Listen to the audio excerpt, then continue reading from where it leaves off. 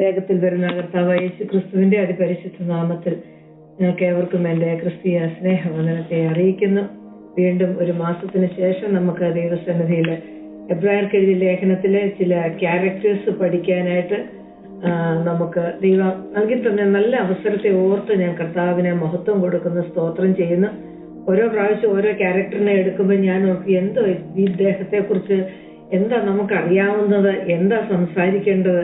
പക്ഷെങ്കില് ദൈവസന്നിധിയിൽ ഇരിക്കുമ്പോൾ ആഴമേറിയ സത്യങ്ങൾ ദൈവം വെളിപ്പെടുത്തി തരുന്നത് നമുക്ക് നമ്മുടെ ഹൃദയത്തിൽ കൊള്ളാൻ കഴിയാത്തതുപോലെയുണ്ട്. നമ്മളുടെ ഉള്ള സമയത്തിനകത്ത് നമുക്കത് ഒതുക്കുകയും ചെയ്യണമല്ലോ. അപ്പോൾ നമുക്കിന്ന് പഠിക്കുവാനായിട്ടുള്ള ഭാഗം എബ്രായർക്ക് എഴുതിയ ലേഖനം. ഞാൻ നേരെ വചനത്തിലേക്ക് അങ്ങ് കടന്നു വരികയാണ്. എബ്രായർക്ക് എഴുതിയ ലേഖനം 11-ാമത്തെ അധ്യായത്തിന്റെ 32-ാമത്തെ വാക്യം. നമ്മള് റാഹാബിനെ കുറിച്ച്, മോശയെ കുറിച്ച്, അബ്രഹാം, ഇസഹാക്ക്, യാക്കോബിനെ കുറിച്ചൊക്കെ പഠിച്ചു. 32-ൽ ഇങ്ങനെയാ വായിക്കുന്നത്: ഇനി എന്താ പറയേണ്ടു? ഗിദെയോൻ, ബാരാക്ക്, ശിംശോൻ, ഇഫ്താഹ്, ദാവീദ് എന്നിവരെയും ശമൂവേൽ മുതലായ പ്രവാചകന്മാരെയും കുറിച്ച് വിവരിപ്പാൻ സമയം പോരാ. നമ്മൾ കഴിഞ്ഞ ദിവസങ്ങളൊക്കെ പഠിച്ചത് ഗിദെയോന്, ബാരാക്ക്, ശിംശോൻ ഇവരെ കുറിച്ചൊക്കെ നമ്മൾ പഠിക്കുവാനായിട്ട് ഇടയായിട്ട് തീർന്നു. എന്നാൽ അവരിലൊക്കെയും വളരെ വ്യത്യസ്തനായ ഒരാളെയാണ് നമ്മളിവിടെ കാണുന്നത്.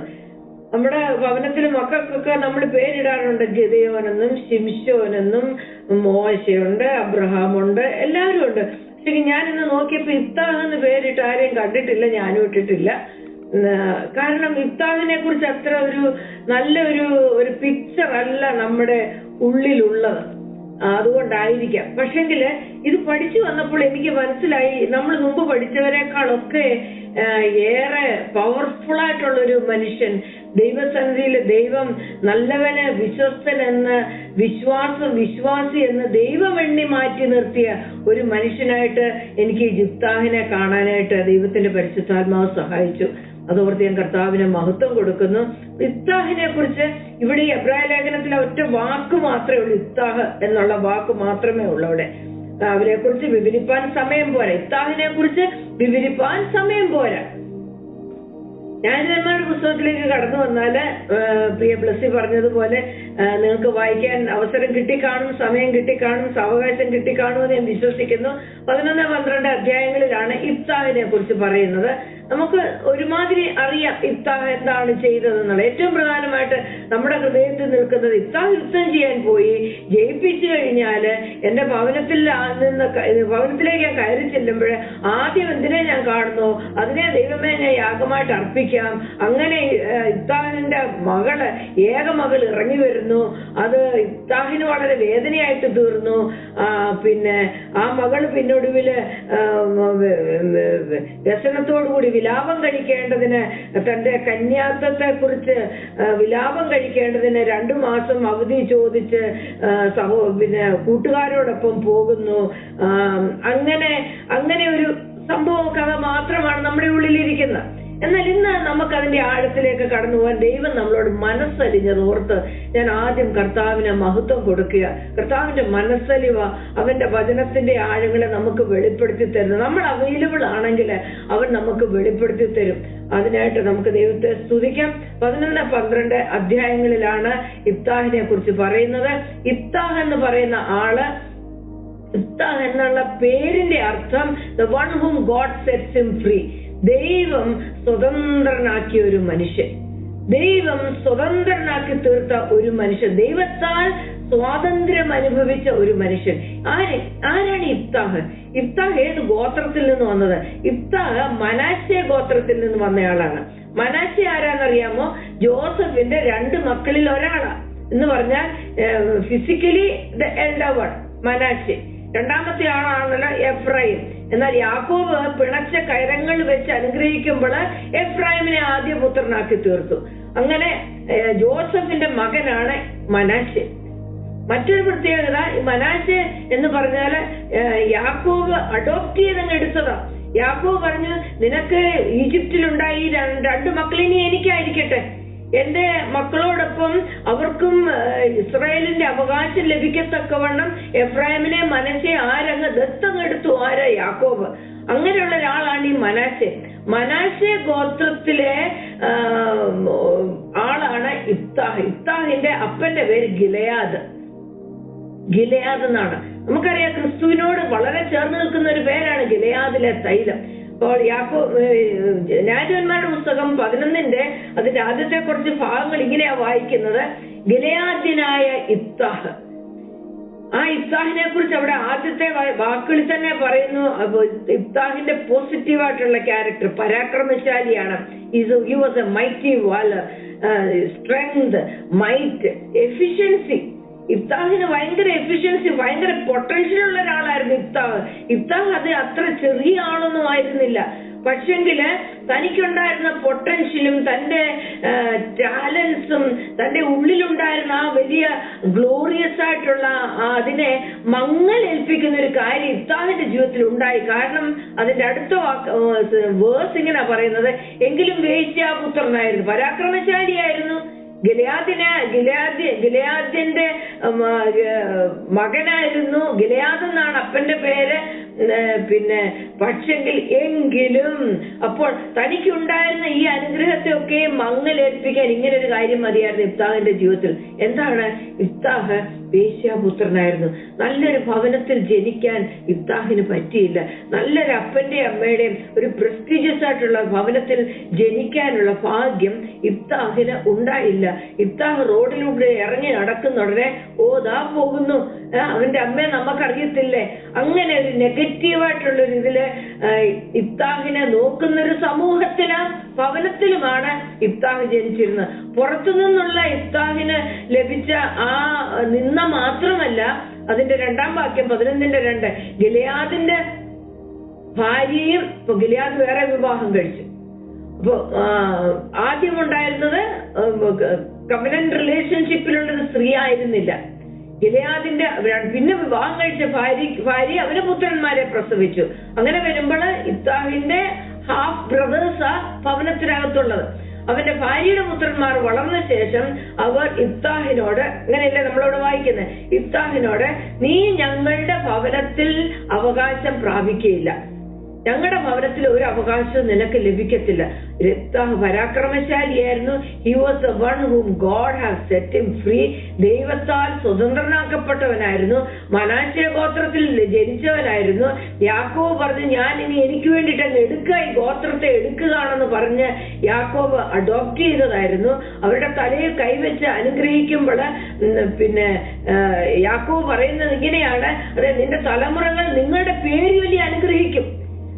മനാശയെ പോലെയും എഫ്രൈമിനെ പോലെയും അതെ ആക്കി തീർക്കണം തലമുറകളെ, അവരുടെ പേര് ചൊല്ലി അനുഗ്രഹിക്കും. അപ്രകാരമുള്ളൊരു അനുഗ്രഹം ഇബ്താഹിന്റെ മേൽ ഉണ്ടായിരുന്നു. പക്ഷെ പറഞ്ഞിട്ട് കാര്യമില്ല, ഇങ്ങനെ ഒരു നെഗറ്റീവായിട്ടുള്ളൊരു കാര്യം തന്റെ ഒരു പ്രസവിച്ച അമ്മയിൽ നിന്ന് ലഭിച്ചത് നിമിത്തം ഇബ്താഹിന് ഒരുപാട് കോൺസിക്വൻസ് അനുഭവിക്കേണ്ടതായിട്ട് വന്നു. അപ്പൊ നമ്മൾ മനസ്സിലാക്കണം, നമ്മളുടെ ദൈവ വഴിയിൽ നിന്ന് അകന്നുള്ളൊരു ജീവിതം നമ്മുടെ തലമുറകൾക്ക് അതൊരു കോൺസിക്വൻസ് ആയിട്ട് മാറും.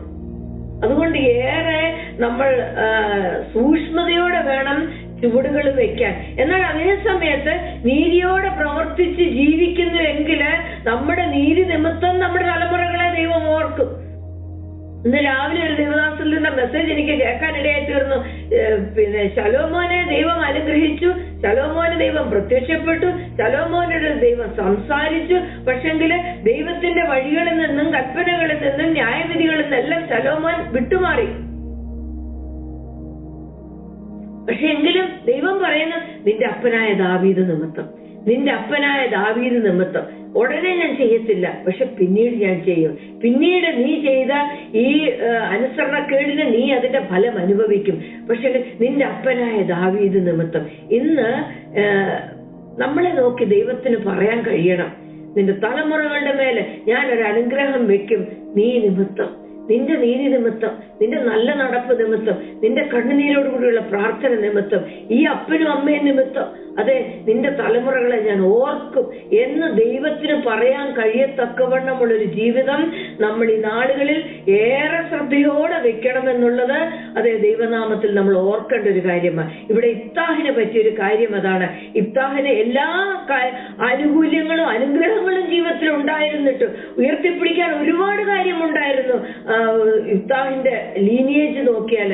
പക്ഷെ എങ്കിലും വേശ്യാപുത്രനായിരുന്നു. അതുകൊണ്ട് എന്ത് പറ്റി? പിതൃഭവനത്തിന് അവകാശം തരത്തില്ല എന്ന് ആ ഹാഫ് ബ്രദേഴ്സ്, അപ്പന്റെ മക്കൾ അവരോട് പറഞ്ഞു. എന്നിട്ട് അവര് അഡ്രസ് ചെയ്യുക. കാരണം എന്താ? നീ പരസ്ത്രീയുടെ മകനല്ലോ, നീ പിന്നെ കവനന്റിനകത്തുണ്ടായ ഒരു മകനല്ല, നീ ലീഗിലുണ്ടായ ഒരു മകനല്ല എന്ന് പറഞ്ഞ് അവനെ നിന്ദിക്കുന്ന ഒരവസ്ഥ. ഒരു മകന്റെ മുഖത്ത് നോക്കി അങ്ങനെ അങ്ങോട്ട് സംസാരിക്കുമ്പോൾ ഓർത്തൊക്കെ ഒന്ന് വിഷ്വലൈസ് ചെയ്തേ. ആ ഇഫ്താഹിന്റെ ഉള്ളിലുണ്ടായ വേദന എത്ര വലുതായിരുന്നു. ആ ഒരു റിജക്ഷന് വളർന്നു വന്ന് മോൾഡഡ് ആവേണ്ട ഒരു പ്രായമാണ്. ആ പ്രായത്തില് ഒരു എൻകറേജ്മെന്റിന് പകരം, ഒരു മോട്ടിവേഷന് പകരം, അതെ മുൻപോട്ട് അവനെ ബലത്തോടെ നയിക്കേണ്ടതിന് പകരം, നീ അവകാശം പ്രാപിക്കാൻ കൊള്ളാത്തവൻ, നീ പരസ്ത്രീയുടെ മകൻ, ഈ ഭവനത്തിൽ കടന്നു വരാൻ യോഗ്യതയില്ലാത്തവൻ, ഞങ്ങളുടെ ഒന്നും അടുത്തുപോലും സ്ഥാനത്ത് വരാൻ കഴിയാത്തവൻ എന്നൊക്കെ പറഞ്ഞ് പുറന്തള്ളുന്ന തള്ളപ്പെടുന്ന ഒരു ഇഫ്താഹിനെയാണ് നമ്മളിവിടെ കാണുന്നത്. 3-ാം വാക്യം. അങ്ങനെ ഇഫ്താഹ്, അതുകൊണ്ട് ഇഫ്താഹ് എന്ത് ചെയ്തു? തന്റെ സഹോദരന്മാരെ വിട്ട് തോബ് ദേശത്ത് ചെന്ന് പാർത്തു. തോബ് ദേശത്ത്, തോബ് എന്നുള്ളതിന്റെ ആ എബ്രായ പദം തോബ് അല്ലെങ്കിൽ തോബ്. തോബ് എന്ന് പറഞ്ഞാൽ ഗുഡ്നസ് ആണ്. ഗുഡ്നസ് എന്നാണ് അതിന്റെ അർത്ഥം. എറോത്തോ എന്ന് പറഞ്ഞാൽ ഗുഡ് ഈവനിങ്, ബക്കട്ടോ എന്ന് പറഞ്ഞാൽ ഗുഡ് മോർണിംഗ്. ഗുഡ് എന്നാണ് തോബ് എന്നുള്ള വാക്കിന്റെ അർത്ഥം. അപ്പോൾ ഇഫ്താഹ് ഇവരെ വിട്ടിട്ട്, ഈ ഒരു സാഹചര്യം വിട്ടിട്ട് ഇഫ്താഹ് വിട്ടുപോയി താമസിക്കുന്നത് വളരെ പ്ലസന്റായ ഒരു സ്ഥലത്തേക്ക് ഇഫ്താഹ് പോകുന്നത്. നമ്മൾ താഴോട്ട് വായിക്കുമ്പോൾ നമുക്ക് മനസ്സിലാകും ഇഫ്താഹിന്റെ ശരിക്കുമുള്ള പേഴ്സണാലിറ്റി എന്തായിരുന്നു എന്നുള്ളത്. ഈ ആദ്യത്തെ 1-2 വാക്കുകളിൽ നിന്ന് നമുക്ക് ഇഫ്താഹിനോട് നമുക്കങ്ങ് അയ്യോ പാവം തോന്നും. യാതൊരു തന്നിലുള്ളതെല്ലാം ചോർന്നു പോയ ഒരു എംറ്റി ആയിട്ടുള്ള ഒരു മനുഷ്യനായിട്ട് നമുക്ക് ഇഫ്താഹിനെ തോന്നും ആദ്യത്തെ കുറച്ച് വാക്യങ്ങള്. പക്ഷെ താഴോട്ട് വായിക്കുമ്പോഴേ ഇഫ്താഹിന്റെ ഉള്ളിലുണ്ടായിരുന്ന റിച്ച്നെസ്, ആ ഒരു ധന്യത, ദൈവം കൊടുത്തിരുന്ന ധന്യത എത്ര വലുതായിരുന്നു എന്നുള്ളത് നമുക്ക് മനസ്സിലാക്കാൻ ഇടയായിത്തീരും. നമ്മൾ ഇതിൽ നിന്ന് ഒരുപാട് പാഠം നമ്മുടെ കുടുംബജീവിതത്തിൽ നമ്മുടെ കുഞ്ഞുങ്ങളെ നോക്കി നമുക്ക് പഠിക്കാനായിട്ടുണ്ട്. നമ്മുടെ കുഞ്ഞുങ്ങളുടെ ഉള്ളില് ദൈവം കൊടുത്തിരിക്കുന്ന ധന്യതയെ, അതിനെ മനസ്സിലാക്കി അതിനെ പ്രൊമോട്ട് ചെയ്ത് അവരെ ഉത്സാഹിപ്പിച്ച് അതിന്റെ മേലെ പ്രാർത്ഥിച്ച്, ഏറെ പ്രധാനമായിട്ട് ദൈവകരങ്ങളിൽ കൊടുത്ത് പ്രാർത്ഥിച്ച് അവരെ വളർത്തിയെടുക്കേണ്ട ഒരു വലിയ ചുമതലയുണ്ട്. എന്നാല് അതൊന്നും ലഭിക്കാത്ത ഒരു ഇഫ്താഹിനെ ഇവിടെ കാണുന്നത്. എന്നെ അതിശയിപ്പിച്ചൊരു കാര്യം, ഈ മക്കൾ ഇത്രയും കാര്യങ്ങളൊക്കെ ചെയ്തിട്ട് അപ്പനൊന്നും മിണ്ടിയില്ലല്ലോ. ഈ ഗിലെയാദിന് പറയാൻ വാക്കില്ല. ഗിലെയാദിന്റെ വായ അടഞ്ഞുപോയി. കാരണം ജീവിതത്തിൽ വരുത്തി വെച്ച ആ ഒരു വലിയ പാപനിമിത്തം പിന്നീട് ഗിലെയാദിന് ആ മക്കളെ പോലും, കവനന്റഡ് വൈഫിലുണ്ടായ, ഭാര്യയിലുണ്ടായ മക്കൾ സംസാരിക്കുന്ന സംസാരത്തെ പോലും തടയാനുള്ള കോൺഫിഡൻസോ ധൈര്യമോ ഗട്ട്സോ ഉണ്ടായില്ല ഗിലെയാദിന്. നമ്മൾ വളരെ ശ്രദ്ധിക്കേണ്ട ഒരു കാര്യമാണ്. നമുക്ക് കടന്നു വരാം 3-ാം വാക്യം. ഇഫ്താഹ് തന്റെ സഹോദരന്മാരെ വിട്ട് തോബ് ദേശത്ത് ചെന്ന് പാർത്തു. ഇഫ്താഹ് പോയി താമസിക്കുന്നത് a land of goodness, a pleasant ലാൻഡിലാണ് പോയി താമസിക്കുന്നത്. അവിടെ ചെന്നിട്ട് നിസ്സാരന്മാരായ ചിലർ ഇഫ്താഹിനോട് ചേർന്ന് അവരുമായിട്ട് സഞ്ചരിച്ച്, വർത്ത്ലെസ് പീപ്പിൾ എന്നാണ് അവിടെ നമുക്ക് ഇംഗ്ലീഷിൽ വായിക്കാൻ കഴിയുന്നത്. എന്ന് പറഞ്ഞാൽ സമൂഹത്തിൽ വലിയ സ്ഥാനമൊന്നും ഇല്ലാത്തവര്, സമൂഹത്തില് ജീവിതത്തിൽ വലിയ ഉന്നവും ഗോളും ഒന്നും ഇല്ലാത്തവര്, ഇഫ്താഹിനെ പോലെ ഒരുപക്ഷെങ്കില് ത്യജിക്കപ്പെട്ടവര്. ഇപ്പം ത്യജിക്കപ്പെട്ടവനല്ലേ അപ്രകാരമുള്ള സ്വഭാവമുള്ള കുറച്ച് കൂട്ടുകാരെയൊക്കെ കിട്ടത്തുള്ളൂ. നമുക്ക് ടേസ്റ്റ് ഉള്ള, നമ്മളിൽ മൂവ് ചെയ്യുന്ന അതേ ലൈനിലുള്ളവരുടെ കൂടെ അല്ലേ നമ്മൾ കൂട്ടുകൂടത്തുള്ളൂ. അല്ലാത്തവരുടെ അടുത്ത് നമുക്ക് ബ്ലെൻഡ് ചെയ്യാൻ വലിയ പ്രയാസം, നമുക്ക് അവരുമായിട്ട് ഒത്തുപോകാൻ വലിയ പ്രയാസമാണ്. ഇവിടെ ഇഫ്താഹിന് തന്നെ താൻ വർത്ത്ലെസ് ആയിട്ട് മുദ്രയടിച്ച ഇഫ്താഹിന്റെ കൂടെ വേറെ ആരാ കൂടുക? ആ തോബ് ദേശത്ത് ചെന്നപ്പോ നിസ്സാരന്മാരായിട്ടുള്ള കുറച്ച് പേര് ഇഫ്താഹിന്റെ കൂടെ സഞ്ചരിച്ചു. അപ്പൊ അവരുടെ കൾച്ചർ അങ്ങനെ, അവരുടെ സ്റ്റാൻഡേർഡ് അങ്ങനെ. 4-ാം വാക്യം. കുറെ കാലം കഴിഞ്ഞിട്ട്, വേറെക്കാലം കഴിഞ്ഞിട്ട് അമ്മോന്യർ ഇസ്രായേലിനോട് യുദ്ധം ചെയ്തു. അപ്പോൾ ഇവർക്ക് യുദ്ധം ഉണ്ടായിരുന്നത് ആരോടാണ്? അമ്മോന്യരോടാണ്. അമ്മോന്യർ ആരാണെന്ന് അറിയാമല്ലോ. ലോത്തിന് തന്റെ പെൺമക്കളിൽ ഉണ്ടായതില് ഒരു മകളിൽ ഉണ്ടായത് മോവാബിലും അമ്മോന്യരും. അതിലെ ഒരു സെക്ഷനാണ് ഈ അമ്മോന്യർ. അവർക്കെന്നും ഇസ്രായേലിനോട് യുദ്ധമാ. മോവാബ്യർക്ക് എന്നും ഇസ്രായേലിനോട് യുദ്ധമാ. അവർ ഒരിക്കലും ദൈവസന്നിധിയില് വിശുദ്ധ സ്ഥലത്തിലേക്ക് കടന്നു വന്ന് നിൽക്കാൻ പാടില്ല 7 തലമുറയോളം എന്ന് ദൈവത്തിന്റെ കൽപ്പന പറയുന്നുണ്ട്. കാരണം അവർ ശപിക്കപ്പെട്ട തലമുറയാ. അങ്ങനെ അവർക്ക് എപ്പോഴും ഇസ്രായേലിനോട് യുദ്ധമാ. കുറെ കാലം കഴിഞ്ഞപ്പോൾ ഈ അമ്മോന്യർ ഇസ്രായേലിനോട് യുദ്ധം ചെയ്യാൻ വന്നു. അമ്മോന്യർ ഇസ്രായേലിനോട് യുദ്ധം തുടങ്ങിയപ്പോഴ് ഗിലെയാദിലെ മൂപ്പന്മാർ അപ്പോഴവർ ഉണർന്നെഴുന്നേറ്റു യിഫ്താഹിനെ തോബ് ദേശത്ത് നിന്ന് കൊണ്ടുവരുവാൻ ചെന്നു. അപ്പോഴവർക്ക് ബുദ്ധി ഉദിച്ചു, നമ്മുടെ അകത്തുനിന്ന് വിട്ടുപോയ ഒരു നമുക്ക് വേണ്ടാത്തൊരു സഹോദരൻ ഉണ്ടായിരുന്നല്ലോ, നമ്മൾ എഴുതിത്തള്ളിയ ഒരു സഹോദരൻ ഉണ്ടായിരുന്നല്ലോ. അവനെ പോയെങ്കിലും നമ്മൾ അവനെ കൊടുക്കേണ്ട മാർക്കൊന്നും വിട്ടില്ലെങ്കിലും അവനകത്തുണ്ടായിരുന്ന ചിലതിനെ തിരിച്ചറിഞ്ഞിരുന്ന ഈ സഹോദരന്മാർ എന്നുള്ള നമുക്ക് ഈ 5-ാം വാക്യത്തിൽ നിന്ന് മനസ്സിലാകും. ഇല്ലെങ്കിൽ പിന്നെ ഈ യിഫ്താഹിനെ തേടി ഇവർ പോവോ? ഈ യിഫ്താഹിനെ തേടി ഇവർ പോകും. അമ്മോന്യരോട് യുദ്ധം ചെയ്യാൻ വേറെ ആരെയും കിട്ടിയില്ലേ? വേറെ ആരെയും ഗിലെയാദി ദേശത്ത് ഇസ്രായേൽ മക്കളുടെ കൂട്ടത്തിൽ ആരെയും കിട്ടിയില്ലേ? ഈ വേശ്യാപുത്രനെ തിരക്കി ഇവര് തോബ് ദേശത്ത് ചെല്ലുക.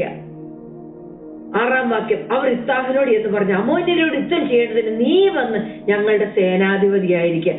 നോക്കണം, അവരവരുടെ അന്ന് വരെ അവര് പറഞ്ഞു വെച്ചതിനെ എല്ലാം തന്നെ തിരുത്തി കുറിക്കത്തക്കോണം അവരുടെ വാക്കുകളില്, അവരുടെ ഹൃദയങ്ങളിൽ അവർ തോന്നിയത് തന്നെയല്ല, അവരുടെ ഈഗോയെ അവർക്ക് താഴ്ത്തി വെച്ച് അവർക്ക് പോയി ചെന്ന് വിളിക്കാൻ, ചെന്ന് വിളിക്കാൻ, പ്ലീസ് കം വിത്ത് us എന്ന് പറയാനുള്ള ദക്ഷ അവർക്കുണ്ടായി. കാരണം അതുപോലെ തോൽവിയുടെ വക്കിൽ അവർ നിൽക്കുന്നത്, അതുപോലെ ശത്രുക്കളുടെ മുമ്പിൽ നിസ്സഹായരായിട്ടാണ് അവരവിടെ നിൽക്കുന്നത്. അവർ പോയിട്ട് യിഫ്താഹിനെ പോയി വിളിച്ചു, നീ വരണം, അമ്മോന്യരോട് യുദ്ധം ചെയ്യാൻ നീ ഞങ്ങളുടെ ലീഡറായിരിക്കണം. വെറുതെ വന്ന് യുദ്ധം ചെയ്യല്ല, നീ ഞങ്ങളുടെ ലീഡറായിട്ടിരിക്കണം. നോക്കണം, ഞാൻ ലീഡറായിട്ട് എന്നെ നിങ്ങൾ സ്വീകരിക്കുമോ എന്ന് ചോദിക്കുന്നതിന് മുമ്പ് തന്നെ ഇവര് പറയാ നീ ഞങ്ങളുടെ ലീഡറായിരിക്കണം. അപ്പോൾ ഓർത്തു നോക്കി അവിടെ ഹൃദയത്തിൽ വന്ന ഒരു വ്യത്യാസം. യിഫ്താഹ് ഗിലെയാദ്യരോട് 7-ാം വാക്യം, നിങ്ങൾ എന്നെ പകച്ചു. ഈ വാക്ക് ഓർമ്മ വരുന്നുണ്ടോ? അവർ എന്നെ വെറുതെ പകച്ചു. യേശു കർത്താവ് പറഞ്ഞൊരു വാക്ക്, അവർ എന്നെ വെറുതെ പകച്ചു, കാരണം കൂടാതെ എന്നെ പകച്ചു. ഈ യിഫ്താഹിനെ പകയ്ക്കാനുള്ള ഏക കാരണം ആ മാതാവിന്റെ പാപമാണ്. നിങ്ങൾ എന്നെ പകച്ചു പിതൃഭവനത്തിൽ നിന്ന് നീക്കിക്കളഞ്ഞില്ലയോ? യിഫ്താഹ് ചോദിച്ചു. അപ്പോൾ യിഫ്താഹ് ഒന്ന് വായും കൂട്ടി ഒന്നും സംഭവിച്ചില്ല എന്നുള്ള മട്ടിൽ വരാനല്ല അവിടെ ആഗ്രഹിക്കുന്നത്. അവരുടെ ഭാഗത്ത് നിന്ന് അവർ ചെയ്ത ആ തെറ്റിനെ യിഫ്താഹ് ചൂണ്ടിക്കാണിച്ചുകൊണ്ടാണ് യിഫ്താഹ് അടുത്ത നടപടി എടുക്കുന്നത്. യിഫ്താഹ് പറയാൻ, നിങ്ങൾ എന്നെ പകച്ചു, ഇപ്പോൾ നിങ്ങൾ കഷ്ടത്തിലായ സമയം എന്റെ അടുക്കൽ എന്തിനു വരുന്നു? യിഫ്താഹ് ഒരു ചോദ്യം അവരോട് ചോദിക്കുക. അപ്പോൾ ആ ചോദ്യത്തിൽ നിന്ന് നമുക്ക് പെട്ടെന്ന് മനസ്സിലാവോ, പക ഇദ്ദേഹം മനസ്സിൽ വെച്ചിട്ട് ഇനി ഇവരോട് പകരം വീട്ടാനായിട്ട് നിൽക്കുകയാണ്. പക്ഷെ ഇങ്ങനെ താഴോട്ട് നമ്മൾ വായിച്ചാല് യിഫ്താഹിന്റെ ഹൃദയത്തില് ഇവരോട് ഒരു പകയും ഉണ്ടായിരുന്നില്ല.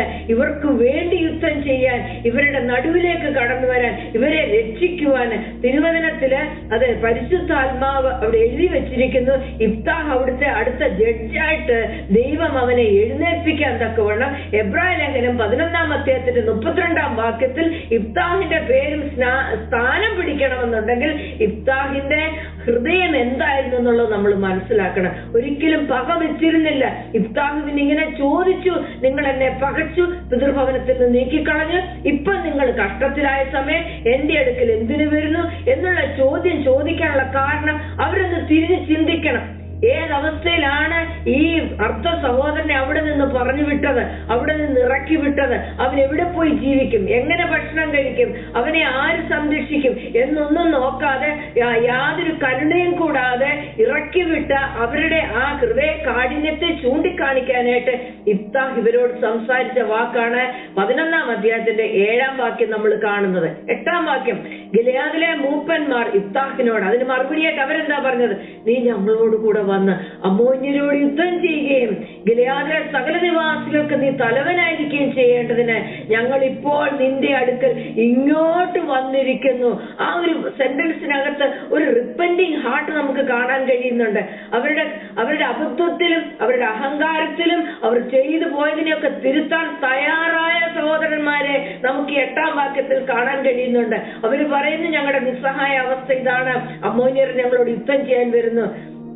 നീ വന്ന് ഞങ്ങൾക്ക് വേണ്ടി, ഞങ്ങൾ ഈ വന്ന കുറച്ചു പേർക്ക് വേണ്ടി മാത്രമല്ല, ഗിലെയാദിലെ സകല നിവാസികൾക്ക് നീ ലീഡറായിരിക്കണം, സകല നിവാസികൾക്ക് നീ തലവനായിരിക്കണം എന്ന് അതിനു വേണ്ടിയിട്ട് ഞങ്ങൾ ഇങ്ങോട്ട് വന്നിരിക്കുക. അവിടെ ആരെങ്കിലും ഒരു ദൂതനെ വിട്ട് കത്തയച്ച് നിന്നെ വിവരം അറിയിക്കല്ല, ഞങ്ങൾ പേഴ്സണലി വന്ന് നിന്നെ ഇൻവൈറ്റ് ചെയ്യുക. എന്തിനു വേണ്ടിയിട്ട്? Come and be a leader over us, ഞങ്ങളുടെ മുകളിൽ നീ ഒരു തലവനായിട്ട് കടന്നു വരണം എന്ന് പറഞ്ഞിട്ട് അവരുടെ അടുക്കിലേക്ക് വരുന്ന ഈ ഗിലെയാദിനെ കാണാൻ കഴിയുന്നു. ഇഫ്താഹ് ഗിലെയാദിലെ മൂപ്പന്മാരോട് പറയുന്നു, അമ്മോന്യരോട് യുദ്ധം ചെയ്യുവാൻ നിങ്ങൾ എന്നെ കൊണ്ടുപോയിട്ട് യഹോവ അവരെ എന്റെ കയ്യിൽ ഏൽപ്പിച്ചാൽ നിങ്ങൾ എന്നെ തലവനാക്കുമോ? അവരെ ഒന്നുകൂടി ടെസ്റ്റ് ചെയ്യുകയാണ്. ഇഫ്താഹിനറിയാം ഇഫ്താഹിനോടുകൂടി ദൈവം നിൽക്കുന്നുണ്ട്, ഇഫ്താഹിനറിയാം ദൈവം ഇഫ്താഹിനെ എഴുന്നേൽക്കും. അങ്ങനെ ഒരു ദർശനത്തിലാണ് ഇഫ്താഹ് ആ തോബ് ദേശത്ത് പോയി പാർക്കുന്നത്. അപ്പനാലും സഹോദരന്മാരാലും അതെ കുടുംബ പശ്ചാത്തലത്താലും തിരസ്കരിക്കപ്പെട്ട് ത്യജിക്കപ്പെട്ട് അവിടെയുള്ള സമൂഹത്താൽ നിന്ദിക്കപ്പെട്ട് ഇഫ്താഹിനെ അതെ മരുഭൂമിയിൽ കൊണ്ടുപോയിട്ട് ഹൃദ്യമായിട്ട് ദൈവം ഇടപെട്ട് സംസാരിച്ച് ആ ബലത്തോട് നിൽക്കുന്ന ഒരു ഇഫ്താഹായി സംസാരിക്കുന്നത്. ഇവിടെ നിങ്ങൾ എന്നെ കൊണ്ടുപോവുക, കാര്യമൊക്കെ ശരിയാ, പക്ഷെങ്കിൽ ദൈവം അവരെ എന്റെ കയ്യിൽ ഏൽപ്പിച്ചാൽ, ആ വാക്കിനകത്തെ വിശ്വാസം കണ്ടോ, ദൈവം അവരെ എന്റെ കയ്യിൽ ഏൽപ്പിക്കും എങ്കിൽ നിങ്ങൾ എന്നെ തലവനാക്കുമോ? അല്ല, വിശ്വാസം ഇല്ലായിരുന്നുണ്ടായിരുന്നെങ്കിൽ ഇഫ്താഹിനറിയാം, അഥവാ ഞാൻ ആ വാക്ക് പറഞ്ഞാൽ ഇവരെന്റെ തല എടുക്കുക തന്നെ ചെയ്യും, എന്നെ തലവനാക്കുകയല്ല എന്റെ തല എടുക്കുക തന്നെ ചെയ്യും. പക്ഷെങ്കിൽ ഇഫ്താഹിന് ഒരു സംശയം ഉണ്ടായില്ല. ഇഫ്താഹ് പറയുന്നു, ഞാൻ ജയിച്ചു വന്നാൽ ദൈവം അവരെ എന്റെ കയ്യിൽ ഏൽപ്പിച്ചാൽ നിങ്ങൾ എന്നെ തലവനാക്കുമോ? എനിക്ക് ലീഡറായിട്ട് നിങ്ങളുടെ മേൽ വാഴാൻ കഴിയുമോ? അത് കേൾക്കുമ്പോൾ നമുക്ക് ആദ്യം ഓർക്കും, ഒരു അഹങ്കാരത്തിന്റെ ഒരു വാക്ക്, ലീഡറാകാൻ വേണ്ടിയിട്ട് വന്നു എന്നുള്ളത്. പക്ഷെങ്കില് ഇഫ്താഹിന്റെ അകത്ത് വ്യാപരിച്ച ദൈവാത്മാവ്, ദൈവത്തിന്റെ തെരഞ്ഞെടുപ്പ് മനസ്സിലാക്കി ഇഫ്താഹ് അത് സംസാരിക്കുന്നത്. ദൈവത്തിന്റെ തെരഞ്ഞെടുപ്പ് ഇഫ്താഹ് വ്യക്തമായിട്ട് മനസ്സിലാക്കി. 10-ാം വാക്യം, ഗിലെയാദിലെ മൂപ്പന്മാർ ഇഫ്താഹിനോട് യഹോവ നമ്മുടെ മധ്യേ സാക്ഷി. അവർ ചെയ്തു പോയ സകലത്തെയും അത് ഏറ്റു പറയത്തക്കവണ്ണമുള്ളൊരു ആറ്റിറ്റ്യൂഡോടെ നിന്നിട്ട് അവര് പറയാ, യഹോവ നമ്മുടെ മധ്യേ സാക്ഷി. യഹോവയുടെ നാമം അവിടെ അവർ ഉച്ചരിക്കുക. അതിന്റെ അർത്ഥം ഇഫ്താഹുമായിട്ട് ഇന്ന് ഇവർക്ക് കണക്റ്റഡ് ആകാനുള്ള ഏക നാമം യഹോവയുടെ നാമമാണ്, ഇസ്രായേലിന്റെ ദൈവത്തിന്റെ നാമം. അവർ പറഞ്ഞിട്ട് യഹോവ നമ്മുടെ മധ്യേ സാക്ഷി, നമ്മൾ തമ്മിൽ സംസാരിക്കുന്നത് ദൈവം കേട്ടുകൊണ്ടിരിക്കുക, നീ പറഞ്ഞതുപോലെ ഞങ്ങൾ ചെയ്യും. 11-ാം വാക്യം, അങ്ങനെ ഇഫ്താഹ് ഗിലെയാദിലെ മൂപ്പന്മാരോട് കൂടെ പോയി ജനം അവനെ തലവനും സേനാധിപതിയും ആക്കി. ജയിച്ചു വരുന്നതിന് മുമ്പ് തന്നെ സേനാധിപതിയാക്കി. ഞാൻ ഇവിടെ ഗിലെയാദിലെ മൂപ്പന്മാരുടെ വിശ്വാസം കൂടെ എടുത്തു പറയാൻ നമ്മൾ എടുത്ത് ചിന്തിക്കേണ്ട ഒരു കാര്യമാണ്. അവൻ ജയിച്ചു വരുന്നതിന് മുമ്പ് തന്നെ ഇഫ്താഹിനെ തലവനാക്കി തീർത്തു. അവർക്കറിയാം ഇഫ്താഹിനെ കൊണ്ട് അത് സാധിക്കും, ഇഫ്താഹിൽ കൂടി ദൈവം അത് ചെയ്യും. അവനെ തലവനും സേനാധിപതിയുമാക്കി. ഇഫ്താഹ് മിസ്പയിൽ വെച്ച് യഹോവയുടെ സന്നിധിയിൽ തന്റെ കാര്യമെല്ലാം പ്രസ്താവിച്ചു. നോക്കണം, തന്റെ ജന്മദേശത്തു നിന്നും പിതാവിന്റെ ദേശത്തു നിന്നും തള്ളപ്പെട്ട് ദൂരദേശത്ത് തോബിൽ പോയി താമസിച്ച ഇഫ്താഹിന് ദൈവത്തോടുള്ള ആ കണക്ഷൻ നമുക്കിവിടെ 11-ാം വാക്യത്തിൽ മനസ്സിലാകുന്നു. മിസ്പ എന്ന് പറയുന്ന സ്ഥലം ആരാധനയുടെ ഒരു സ്ഥലമാണ്. ആ മിസ്പയിൽ വെച്ച് യഹോവയുടെ സന്നിധിയിൽ തന്റെ കാര്യമെല്ലാം പ്രസ്താവിച്ചു. വെറുതെ ആരാധിച്ചു, മൃഗത്തെ അറുത്ത് ആരാധിച്ചു എന്നല്ല പറയുന്നത്, തന്റെ കാര്യമെല്ലാം പ്രസ്താവിച്ചു. അപ്പോൾ എന്തൊക്കെയായിരിക്കും ഇഫ്താഹ് ദൈവത്തോട് അവിടെ പറഞ്ഞത്?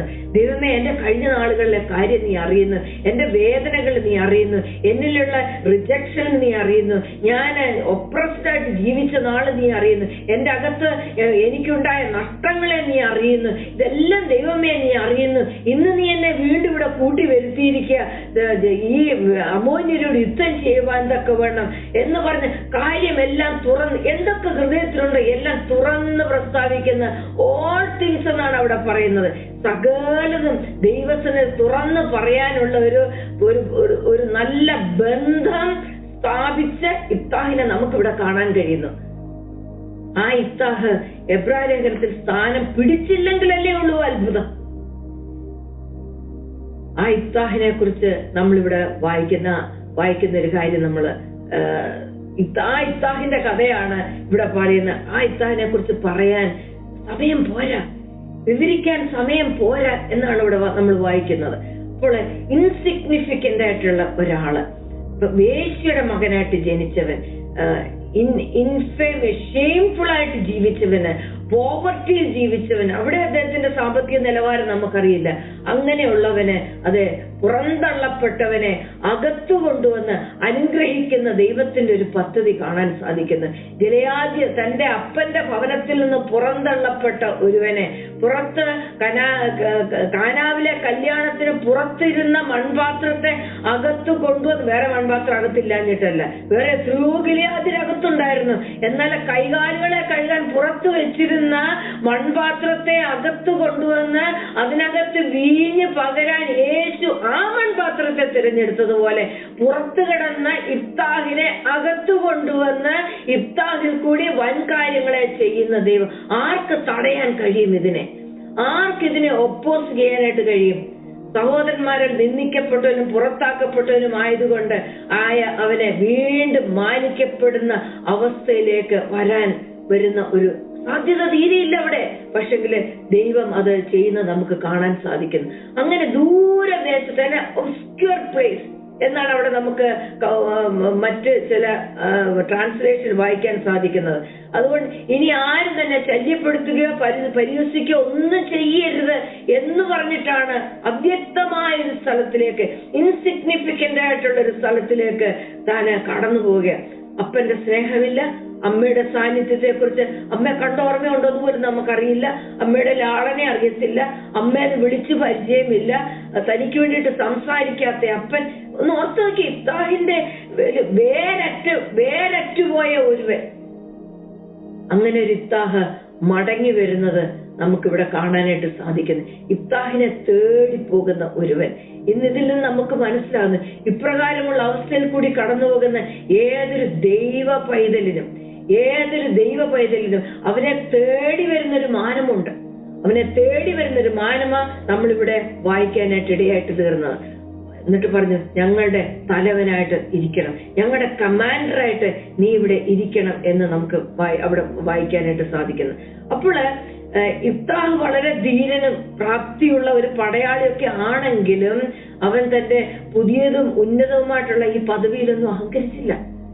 ഞാനേ ഇനി മുതൽ നിങ്ങളുടെ ലീഡർ, ഇനി ഞാൻ പറയുന്നില്ല, നിങ്ങൾ അങ്ങ് അനുസരിച്ചോണം, അങ്ങനെ ഒരു അഹങ്കാര വാക്കും പറഞ്ഞില്ല. പക്ഷെ ഇഫ്താഹ് അവരോട് ചോദിച്ചു, ഞാൻ ജയിച്ച് ശത്രുക്കളെ എന്റെ കയ്യിൽ ഏൽപ്പിച്ചാൽ നിങ്ങൾ എന്നെ തലവനാക്കുമോ എന്ന് ചോദിച്ചു. കാര്യം ഇഫ്താഹിന് നല്ല ഉറപ്പുണ്ട്, ഞാൻ അവരുടെ ലീഡറായാൽ ഇവരെ നേരായ പാതയിൽ ദൈവത്തിന്റെ പ്രമാണത്തിലും കൽപ്പനയിലും ഇവരെ നടത്താനും നിർത്താനുമുള്ള പൊട്ടൻഷ്യലും അഭിഷേകവും എന്റെ അകത്തുണ്ട് എന്നുള്ള ഉറപ്പുള്ളവനായിരുന്നു ഇഫ്താഹ്. താൻക്ക് ലഭിച്ച പുതിയ പദവിയിലൊന്നും അഹങ്കരിക്കോ അമിതമായിട്ടുള്ള ഒരു ആത്മവിശ്വാസം, ഓവർ കോൺഫിഡന്റ് ഒന്നും ആയിരുന്നില്ല ഇഫ്താഹ്. ആദ്യം എന്താ ചെയ്തത്? ദൈവത്തിന്റെ ജ്ഞാനവും സഹായവും ശക്തിയൊക്കെ നേടുന്നതിനായിട്ട് ദൈവസമീപം എല്ലാം തുറന്നു പറഞ്ഞ് പ്രാർത്ഥിക്കുന്ന ഒരു ഇഫ്താഹിനെ നമുക്കിവിടെ കാണാൻ സാധിക്കുന്നു. ദൈവസന്നിധി ഹൃദയം തുറക്കുന്ന ഒരു ഇഫ്താഹ്. നമ്മുടെ വേദനകളൊക്കെ ഏത് തരത്തിലുള്ളതാണെങ്കിലും നമുക്ക് തുറക്കാൻ ഒരു സ്ഥലമുണ്ട്. ഒരു മനുഷ്യന്റെ മുമ്പിൽ തുറന്നാൽ അവർ തെറ്റിദ്ധരിക്കും, പക്ഷെങ്കിൽ തെറ്റിദ്ധരിക്കാത്ത ഒരു ദൈവം നമുക്കുണ്ട്.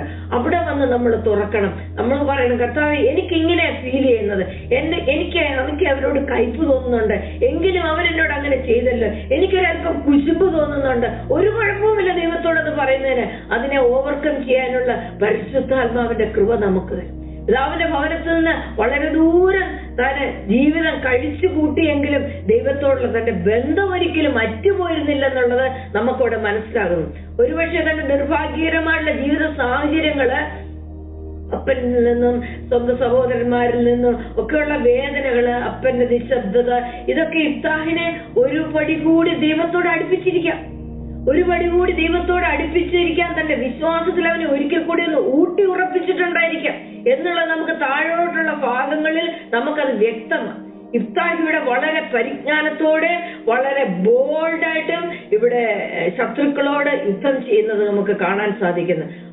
ആദ്യം ഇഫ്താഹ് എന്താ ചെയ്തത്? 11-12 വാക്യം നമ്മൾ വായിച്ചാൽ ഇഫ്താഹ് നേരെ അങ്ങ് ഒരു അമ്പും വില്ലും എടുത്ത് അല്ലെങ്കിൽ ഒരു തോക്കും എടുത്ത് 2 മിസൈലും കത്തിച്ച് അങ്ങോട്ടങ്ങ് പോകുമായിരുന്നില്ല.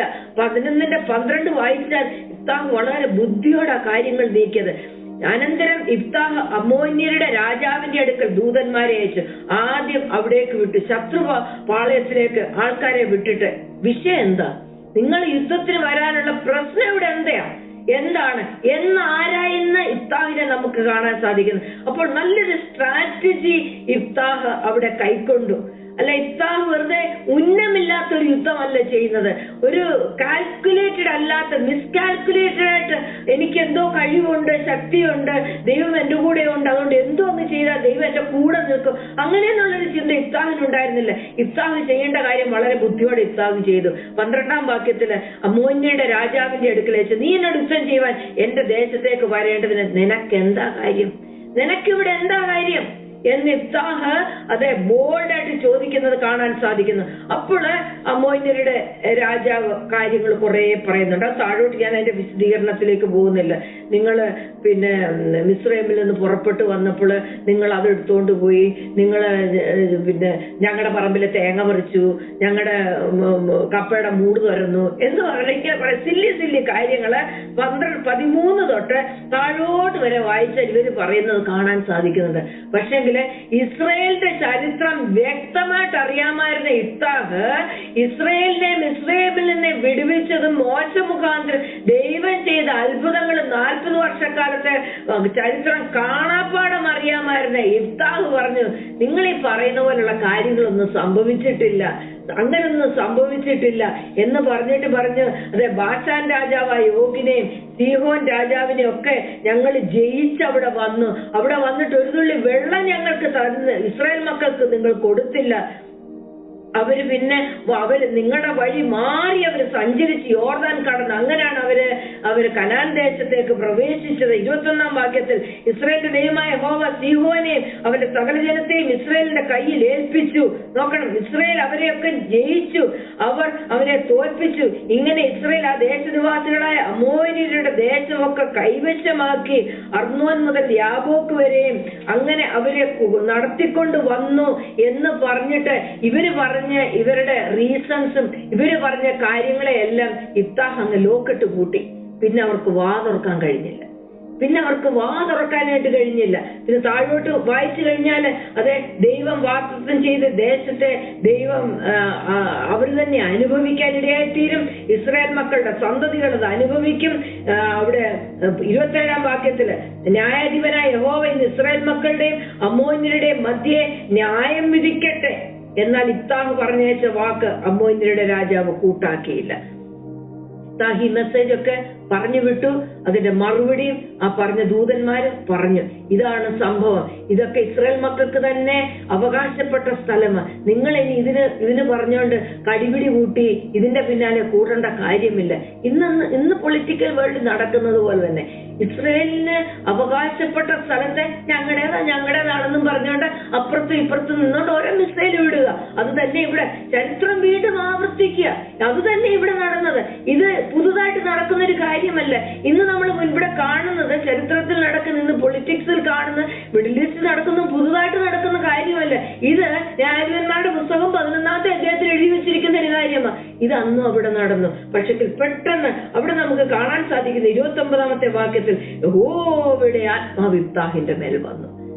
നേരിന് വേണ്ടിയിട്ട് നിൽക്കുന്നവൻ, ദൈവം തന്ന വാഗ്ദത്തത്തെ തിരിച്ചറിഞ്ഞ് നിൽക്കുന്നവന്, അതെ ദൈവം തന്നിരിക്കുന്ന അവകാശത്തെ മനസ്സിലാക്കി നിൽക്കുന്നവന്റെ മേൽ യഹോവയുടെ ആത്മാവ് കടന്നു വന്ന് അവനെ കൊണ്ട് ചെയ്യിക്കാനായിട്ട് ഇടയായിത്തീര. ത്യജിക്കപ്പെട്ട അവസ്ഥയിൽ നിന്ന്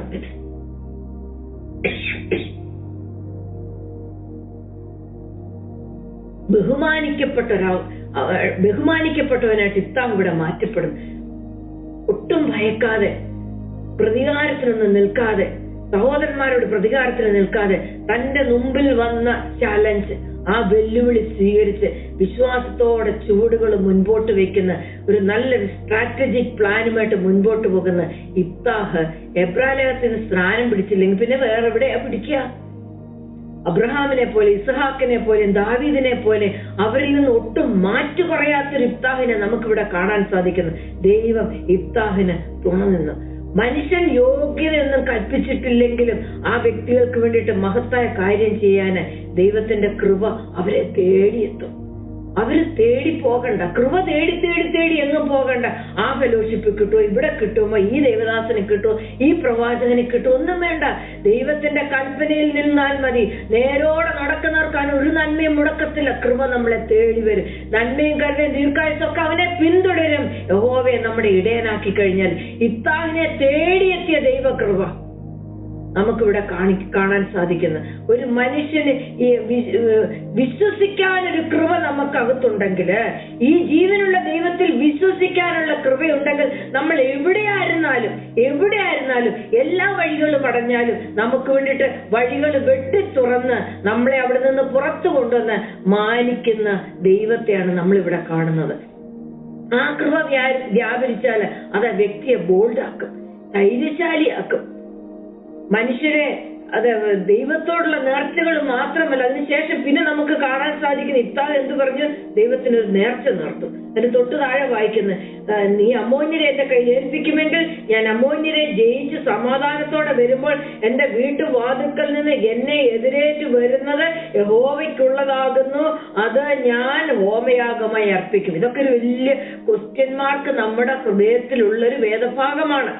എന്നാല് ക്ലിയറായിട്ട് തിരുവചനം പറയുന്നില്ല എങ്കിലും ദൈവത്തിന്റെ സ്വഭാവം പഠിക്കുന്ന നമ്മൾക്ക് മനസ്സിലാകും ഇതിന്റെ അർത്ഥം എന്താണെന്നുള്ളത്. വാക്യത്തിനാല് ഇതിനൊരു എക്സ്പ്ലനേഷൻ അവിടെ കൊടുത്തിട്ടില്ലെങ്കിലും നമ്മുടെ ദൈവം നരബലി ചെയ്യുന്ന ദൈവമല്ല. ഇസഹാക്കിനോട് പറഞ്ഞു മകനെ ഒരു ഹോമയാഗമായിട്ട് അർപ്പിക്കാൻ. എന്തോ മകനെ അവിടെ തടിയൊക്കെ വെച്ച് അതിന്റെ മേളിൽ വെച്ച് വെട്ടി നുറുക്കി കണ്ടിച്ച് കത്തിക്കാനാണോ ദൈവം പറഞ്ഞത്? ഒരിക്കലുമല്ല. ആ ഹോമയാഗം എന്നുള്ള വാക്കിന്റെ അർത്ഥം ഓള ഓഫറിംഗ് എന്ന് പറഞ്ഞ ദൈവസന്നിധിയിലേക്ക് ഉയർത്തുക, അസെൻഡിങ് എന്നാണ് അതിന്റെ അർത്ഥം. അങ്ങനെ സമർപ്പിക്കാനായിട്ടാണ് ദൈവം അബ്രഹാമിനോട് പറഞ്ഞത്. പക്ഷെങ്കിൽ അബ്രഹാം അന്ന് വരെ 15-ാമത്തെ അധ്യായത്തിലൊക്കെ മൃഗങ്ങളെ വെട്ടി മുറിച്ച് യാഗമർപ്പിച്ച് ശീലിച്ചു വന്ന അബ്രഹാം അതേ വാക്ക് കേട്ടപ്പോൾ, ഓള എന്നുള്ള വാക്ക് കേട്ടപ്പോൾ അബ്രഹാം ഓർത്തു എന്റെ മകനെ അതുപോലെ സമർപ്പിക്കാനാണ് എന്ന് വെച്ച് അബ്രഹാം പോകുന്നു. പക്ഷെ ദൈവം അത് ചെയ്തോ? ഒരിക്കലും ചെയ്തില്ല. അതിൽ നമുക്ക് മനസ്സിലാകുന്ന ഒരു നരബലി ആഗ്രഹിക്കുന്ന ദൈവമല്ല. ഇവിടെ ദൈവത്തോട് പറയുന്നു ഞാൻ ഹോമയാഗമായിട്ട് അർപ്പിക്കും എന്ന് പറയുമ്പോഴേ അതിന്റെ അർത്ഥം ദൈവത്തിന് വേണ്ടിയിട്ട് ഇബ്താഹ് പറയുന്ന ദൈവസന്നിധിയിലേക്ക് ഞാൻ ഉയർത്തി വെക്കും. ഞാൻ ആദ്യം എന്തിനെ കാണുന്നു ഞാൻ ഉയർത്തി വെക്കും. ഒരു ജൂയിഷ് കമന്ററി പറയുന്നത് ഒരു സൈന്യാധിപൻ യുദ്ധക്കളത്തിൽ നിന്ന് ജയിച്ചു വരുമ്പോൾ ആ ഭവനത്തിലെ മക്കളാണ് ആദ്യം വന്ന് അപ്പനെ സ്വീകരിക്കുന്നത്. ആദ്യം വന്ന് തപ്പിനാലും കിന്നരത്താലും സന്തോഷത്താലും സംഗീതത്താലും ആ മുറ്റത്ത് വന്ന് സ്വീകരിക്കുന്നത് മക്കളായിരിക്കും. അത് വ്യക്തമായിട്ട് അറിയുന്ന ഇബ്താഹാണെന്ന് പറയുന്നത്. അപ്പോൾ ഇബ്താഹ് പറയുന്നത് എന്താണ്? വീട്ടുവാതിൽക്കൽ നിന്ന്, വീട്ടിൽ നിന്ന് വരുന്നവരല്ലേ, വീട്ടിൽ നിന്ന് തന്നെ സ്വീകരിക്കാൻ വരുന്നത് എന്തോ ആടും മാടും കാളയും ആണോ? അല്ലല്ലോ, ഒരിക്കലും അല്ലല്ലോ. താൻ യുദ്ധം ചെയ്ത് വരുമ്പോൾ തന്റെ രക്തബന്ധത്തിലുള്ളവരല്ലേ തന്നെ സ്വീകരിക്കാൻ വരത്തുള്ളൂ. അപ്പോൾ ഒറ്റ മകളുള്ള ഇബ്താഹിനെ സ്വീകരിക്കാൻ ആരാ വരേണ്ടത്? ഇബ്താഹിന്റെ മകള്. അല്ലെന്നുണ്ടെങ്കിൽ ഇബ്താഹിന്റെ ഭാര്യ അവിടെ ഉണ്ടെങ്കിൽ ഭാര്യ. ഇവരില്ല, രണ്ടുപേരിൽ ഒരാളല്ലേ വരത്തുള്ളൂ. അത് മനസ്സിലാക്കി തന്നെയല്ലേ ഇബ്താഹ് ഇത് പറയുന്നത്.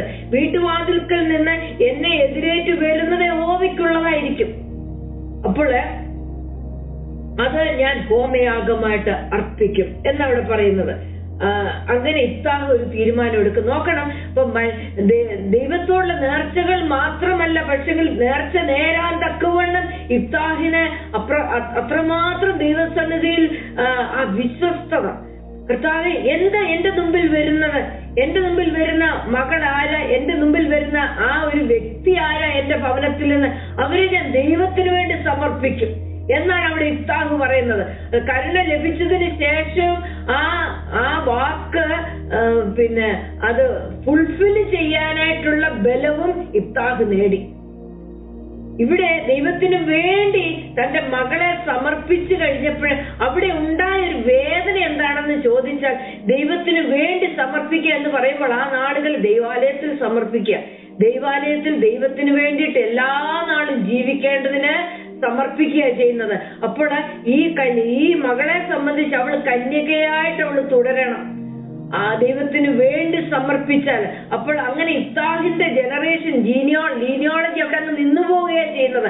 അതായിരുന്നു ഇഫ്താഹിന്റെ ഉള്ളിലുണ്ടായിരുന്ന ആ അന്നേരം ഉണ്ടായ ഒരു ചഞ്ചലിപ്പ്. പക്ഷെങ്കിൽ മകള് പറയുന്നുണ്ട്, നീ നേർന്നത് നീ അത് പൂർത്തീകരിക്കണം, നീ അത് ഫുൾഫില്ല് ചെയ്തേ പറ്റത്തുള്ളൂ. നമുക്ക് ഇവിടെ നിന്ന് ഒരുപാട് കാര്യം മനസ്സിലാകും. ഇഫ്താഹ് ഭക്തനായിരുന്നു, ഇഫ്താഹിന്റെ അകത്തുണ്ടായിരുന്ന വിശ്വാസം മകൾക്കും പകർന്നു കൊടുത്തിരുന്നു. അതുകൊണ്ടല്ലേ ആ മകള് പറഞ്ഞത്, അവനോട് 36-ാം വാക്യം, അപ്പാ നീ യഹോവയോട് പറഞ്ഞു പോയിട്ടുണ്ടെങ്കിൽ യഹോവ നിനക്ക് വേണ്ടി നിന്റെ ശത്രുക്കളായ അമ്മോന്യരോട് പ്രതികാരം നടത്തിയിരിക്കാൻ നിന്റെ വായിൽ നിന്ന് പുറപ്പെട്ടതുപോലെ എന്നോട് ചെയ്യുക. നോക്കണം, ആ അപ്പനിൽ വ്യാപരിച്ച അതേ വിശ്വാസവും അതേ ഡിവോഷനും വ്യാപരിച്ച മകള്, തലമുറയ്ക്കും അത് പകർന്നു കൊടുക്കുവാൻ ഇഫ്താഹിന് കഴിഞ്ഞു എന്നുള്ളത് ഈ മകളുടെ വാക്കിൽ നിന്ന് നമുക്ക് മനസ്സിലാക്കാനായിട്ട് ഇടയായിത്തീർന്നു. നമുക്ക് മുൻപോട്ട് വരാം. ശത്രുതയുള്ള സഹോദരന്മാരോട് പ്രതികാരം ചെയ്യാനായിട്ട് ഇഫ്താഹ് അവിടെ നിന്നില്ല. പിന്നെ ഇഫ്താഹിന് ഒരു പക്ഷെങ്കില്, ഞാൻ അടുത്തതിലേക്ക് മടങ്ങി വരിക, മകളുടെ കാര്യം, യാഗത്തിന്റെ കാര്യം അവിടെ നിൽക്കട്ടെ. ഇവര് വന്ന് ഇഫ്താഹിനെ വിളിക്കുമ്പോ ഇഫ്താഹിന്റെ കൂടെ കുറെ നിസ്സാരന്മാര് സഞ്ചരിച്ചിരുന്നെന്ന് പറഞ്ഞല്ലോ.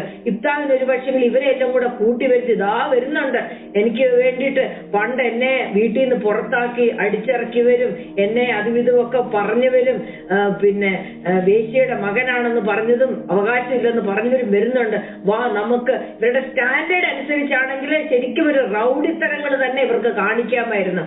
ഇവരെ കൂട്ടുകൂടി നിസ്സാരന്മാരെ ഇഫ്താഹിന് ഉപയോഗിക്കാമായിരുന്നു. പക്ഷെ ഒരിക്കലും ഇഫ്താഹ് അത് ചെയ്തില്ല.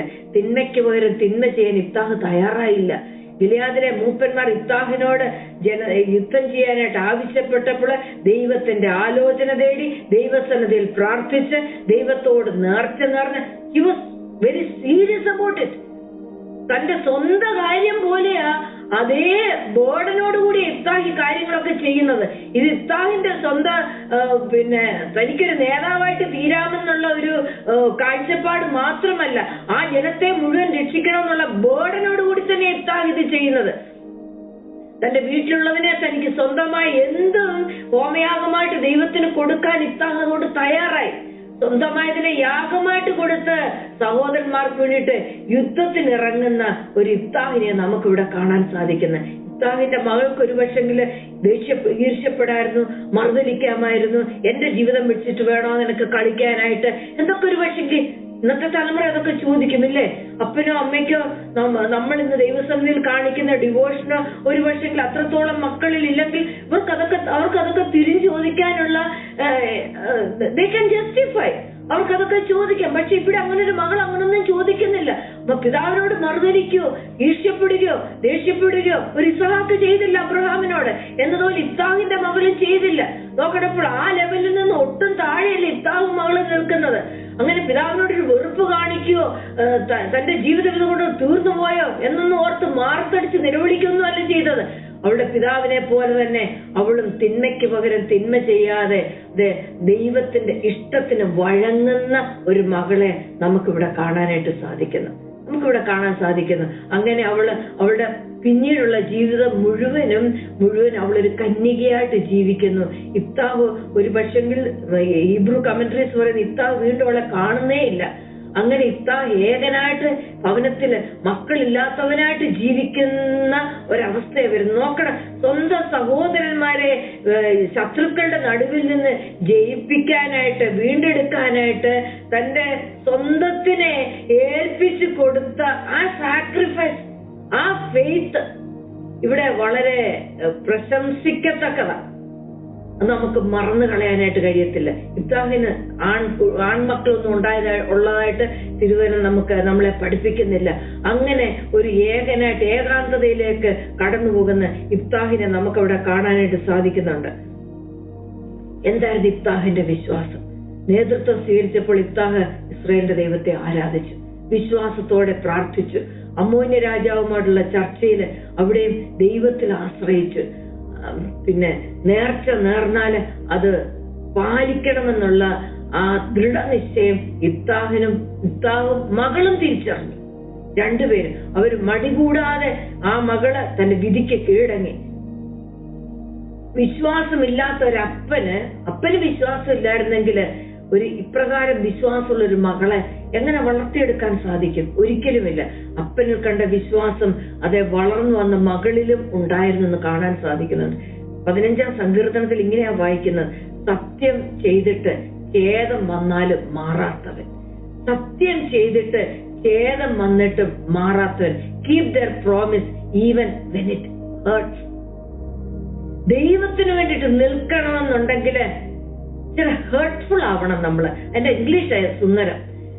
Keep their promises. നമ്മൾ ദൈവത്തിൽ എടുത്തിട്ടുള്ള തീരുമാനങ്ങൾ അത് നിവർത്തിക്കണമെങ്കിൽ ചിലപ്പോൾ ഒരു വേദന സഹിക്കേണ്ടതായിട്ട് വരും. മലയാളത്തിൽ വായിക്കുമ്പോൾ അത്രയില്ല, സത്യം ചെയ്തിട്ട് ഛേദം വന്നാൽ എനിക്കെന്താ ഛേദം എന്ന് പറഞ്ഞ് മാറുന്നൊരു ഒരു ഒരു ഒരു അതാണ് അവിടെ സൗണ്ട് ചെയ്യുന്നത്. പക്ഷെ ഇംഗ്ലീഷിൽ വായിക്കുന്ന അങ്ങനല്ല.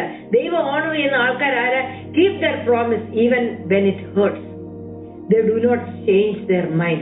ഇങ്ങനെ ചെയ്യുന്നവൻ ഒരു നാടും കുലുങ്ങിപ്പോകത്തില്ല. ഇബ്താഹിനെ നമുക്ക് 15-ാം സങ്കീർത്തനത്തിന്റെ 4-5 വാക്യത്തില് നമുക്ക് കാണാൻ സാധിക്കുന്ന താഴ്മയുള്ള ഒരു ഇബ്താഹ്, ദൈവസന്നിധിയിൽ സമർപ്പിക്കപ്പെട്ട ഒരു ഇബ്താഹ്, ഹൃദയത്തിൽ കയ്പ് വെക്കാത്തൊരു ഇബ്താഹ്, ശത്രുക്കളോട് ബുദ്ധിപരമായിട്ട് ഇടപെടുന്ന ഒരു ഇബ്താഹ്. അപ്രകാരമുള്ള വിശ്വാസികളുടെ കൂട്ടത്തിലുള്ളവരെ കുറിച്ച് എബ്രായർ 11 പറയുന്നു, ലോകം അവർക്ക് യോഗ്യമായിരുന്നില്ല. അനേകർ നോക്കി പറഞ്ഞിരിക്കും, എങ്കിലും തന്റെ മകളെ യാഗമായിട്ട് കൊടുക്കാമെന്ന് പറഞ്ഞ് ഇവനെന്തൊരു വിഡ്ഢിയാ എന്നൊരു പക്ഷെങ്കിൽ ലോകം നോക്കി ഇബ്താഹിനെ നോക്കി പറഞ്ഞിരിക്കാം. ലോകം ഇബ്താഹിന് യോഗ്യമായിരുന്നില്ല. പക്ഷെങ്കിൽ വിശ്വാസത്താൽ സാക്ഷ്യം പ്രാപിച്ച ഒരുവനായിരുന്നു ഇബ്താഹ് നമുക്ക് കാണാൻ കഴിയുന്നു. ഭവനത്തിൽ നിന്ന് ഇറങ്ങിപ്പോയ ഇബ്താഹിന്റെ അവസ്ഥ നമ്മൾ നോക്കിക്കഴിഞ്ഞാല് വെളിപ്പാട് പുസ്തകം 3-ാം അധ്യായത്തിൽ ഫിലദൽഫിയ സഭയോട് പറയുന്ന ഒരു വാക്യം ഇങ്ങനെ വാക്യം: നിനക്ക് അല്പമേ ശക്തിയുള്ളൂ എങ്കിലും. അവിടെ ഇറങ്ങിപ്പോയ ഇബ്താഹിന്റെ ഉള്ളൊന്ന് ചിന്തിച്ചു നോക്കിക്കേ. ഇബ്താഹിന്റെ ഉള്ളിലെ ശക്തിയൊക്കെയും ചോർന്നു പോയിട്ടുണ്ടായിരിക്കും. ഇബ്താഹിന് ഇനി ഒരല്പം കാണും, ഒരല്പം ശക്തി ഉണ്ടായിരിക്കാം. ആ ശക്തി കൊണ്ട് ഈ ദൈവത്തെ വിളിച്ചപേക്ഷിച്ച് ആ ദൈവത്തെ ക്ലിങ് ചെയ്ത് ആ ദൈവത്തോട് അള്ളിപ്പിടിച്ച് തോബ് ദേശത്ത് പാർത്തൊരു ഇബ്താഹ് ഫിലദൽഫിയ സഭയോട് പറയുന്നു, ഞാൻ നിന്റെ പ്രവൃത്തി അറിയുന്നു. ഇതാ ഞാൻ നിന്റെ മുമ്പിൽ ഒരു വാതിൽ തുറന്നു വെച്ചിരിക്കുന്നു. ഇബ്താഹെ, നിന്റെ മുമ്പിൽ ഒരു വലിയൊരു വാതിൽ തുറക്കാൻ പോകുകയാണ്. ഞാൻ ഈ റെവലേഷൻ 3 ഫിലദൽഫിയ സഭയോട് പറയുന്നത് ഇബ്താഹുമായിട്ട് കണക്ട് ചെയ്ത് പറയാ. എബ്രായ ചിന്തയില് ഒരു വചനത്തിന് 70 ഫേസ് ഉണ്ടെന്നാ പറയുന്നത്. 70 ഫേസ് ഒരു വചനത്തിനുണ്ടെന്ന്. ഒരു ഡയമണ്ട് പോലെ. ഒരു ഡയമണ്ടിന് എത്ര ഫേസ് ഉണ്ട്? അതിന്റെ ഫേസസ് കൂടുന്തോറും അതിന്റെ തിളക്കം കൂടുക. 4 പിന്നെ ഒരു ക്യൂബിന് പിന്നെ 6 വശം അല്ലേ? 6 വശമേ ഉള്ളെങ്കിൽ 6 വശത്തിലുള്ള റിഫ്ലക്ഷനേ ഉള്ളൂ. പക്ഷെ ഒരു ഡയമണ്ടിന് അങ്ങനല്ല. അതിന് ഒരുപാട് ഫേസസ് ഉള്ളത് കൊണ്ട് അത് ഏറെ തിളങ്ങാനായിട്ട് ഇടയായിത്തീരും. എന്നതുപോലെ ദൈവത്തിന്റെ വചനം അതിന് 70 ഫേസസ് ഉണ്ടെന്നാണ് എബ്രായ റബ്ബിമാര് പറയുന്നത്. ഞാനിപ്പോ ഈ വെളിപ്പാട് പുസ്തകം 3-ാം അധ്യായത്തിന്റെ 8 മുതലുള്ള വാക്യങ്ങൾ വായിച്ചപ്പോ ഇതല്ല ഇബ്താഹിന്റെ ജീവിതത്തിൽ നടന്നത്. അല്പമേ ശക്തിയുള്ളെങ്കിലും ദൈവത്തിൽ നിന്ന് ഇബ്താഹിനെ നോക്കി പറയാനുള്ളത്, നിന്റെ പ്രവൃത്തി ഞാൻ അറിയുന്നു. നിന്റെ ഉള്ളിലെ ശക്തി ചോർന്നു പോകാതെ നീ കാത്തു സൂക്ഷിച്ചു തോബ് ദേശത്ത് പോയി പാർത്തെങ്കിലും, നിന്നെ വേശ്യാപുത്രൻ എന്ന് വിളിച്ചെങ്കിലും ഞാൻ നിന്റെ പ്രവൃത്തി അറിയുന്നു. ഞാനിതാ നിന്റെ മുമ്പിൽ ഒരു വാതിൽ തുറന്നു വെക്കുന്നു. തക്ക സമയത്ത് അവർ വരും, ഒരു വലിയ വാതിൽ നിനക്ക് വേണ്ടി. അത് തുറന്നത് ആർക്കും അടച്ചുകൂടാ. ഇബ്താഹിന്റെ ജീവിതത്തിൽ ദൈവം തുറന്ന വാതിൽ ആരെങ്കിലും അടച്ചോ? ആരും അടച്ചില്ല. നിനക്ക് അല്പമേ ശക്തിയുള്ളെങ്കിലും നീ എന്റെ വചനം കാത്തു. എന്റെ നാമം നിഷേധിച്ചില്ല. നാമം നിഷേധിക്കാഞ്ഞതുകൊണ്ടല്ലേ ദൈവസ്ഥനെ പോയി ഹൃദയം തുറന്ന് പ്രാർത്ഥിച്ചത്, ഹൃദയം തുറന്ന് തന്റെ കാര്യം എല്ലാം അങ്ങോട്ട് പറഞ്ഞത്. അടുത്ത വാക്യം ഫിലദൽഫിയ സഭയോട് പറയുന്നത് ഇങ്ങനെ അവിടെ വായിക്കുന്നത്: യഹൂദരല്ലാതിരിക്കെ യഹൂദരെന്ന് കളവായി പറയുന്ന ചിലരെ ഞാൻ സാത്താന്റെ പള്ളിയിൽ നിന്ന് വരുത്തും. അവർ നിന്റെ കാൽക്കൽ വന്ന് നമസ്കരിപ്പാനും ഞാൻ നിന്നെ സ്നേഹിച്ചു എന്നറിയുവാനും സംഗതി വരും. ദൈവം ഇബ്താഹിനെ മാനിക്കുന്നു എന്ന് ഇവർ അറിയത്തക്കവണ്ണം ഒരു ദൈവ പ്രവൃത്തി. ഇതിനുശേഷം അടുത്ത 12-ാമത്തെ അധ്യായത്തിൽ നമ്മൾ വായിക്കുന്ന എഫ്രൈമ്യര് ഈ ഇബ്താഹിനോട് യുദ്ധം ചെയ്യാൻ വന്നു. നീ യുദ്ധത്തിൽ ജയിച്ചെന്നെല്ലാം കഴിഞ്ഞപ്പോ എഫ്രൈമ്യര്, ആരെ എഫ്രൈം? മനശ്ശയുടെ സഹോദരൻ.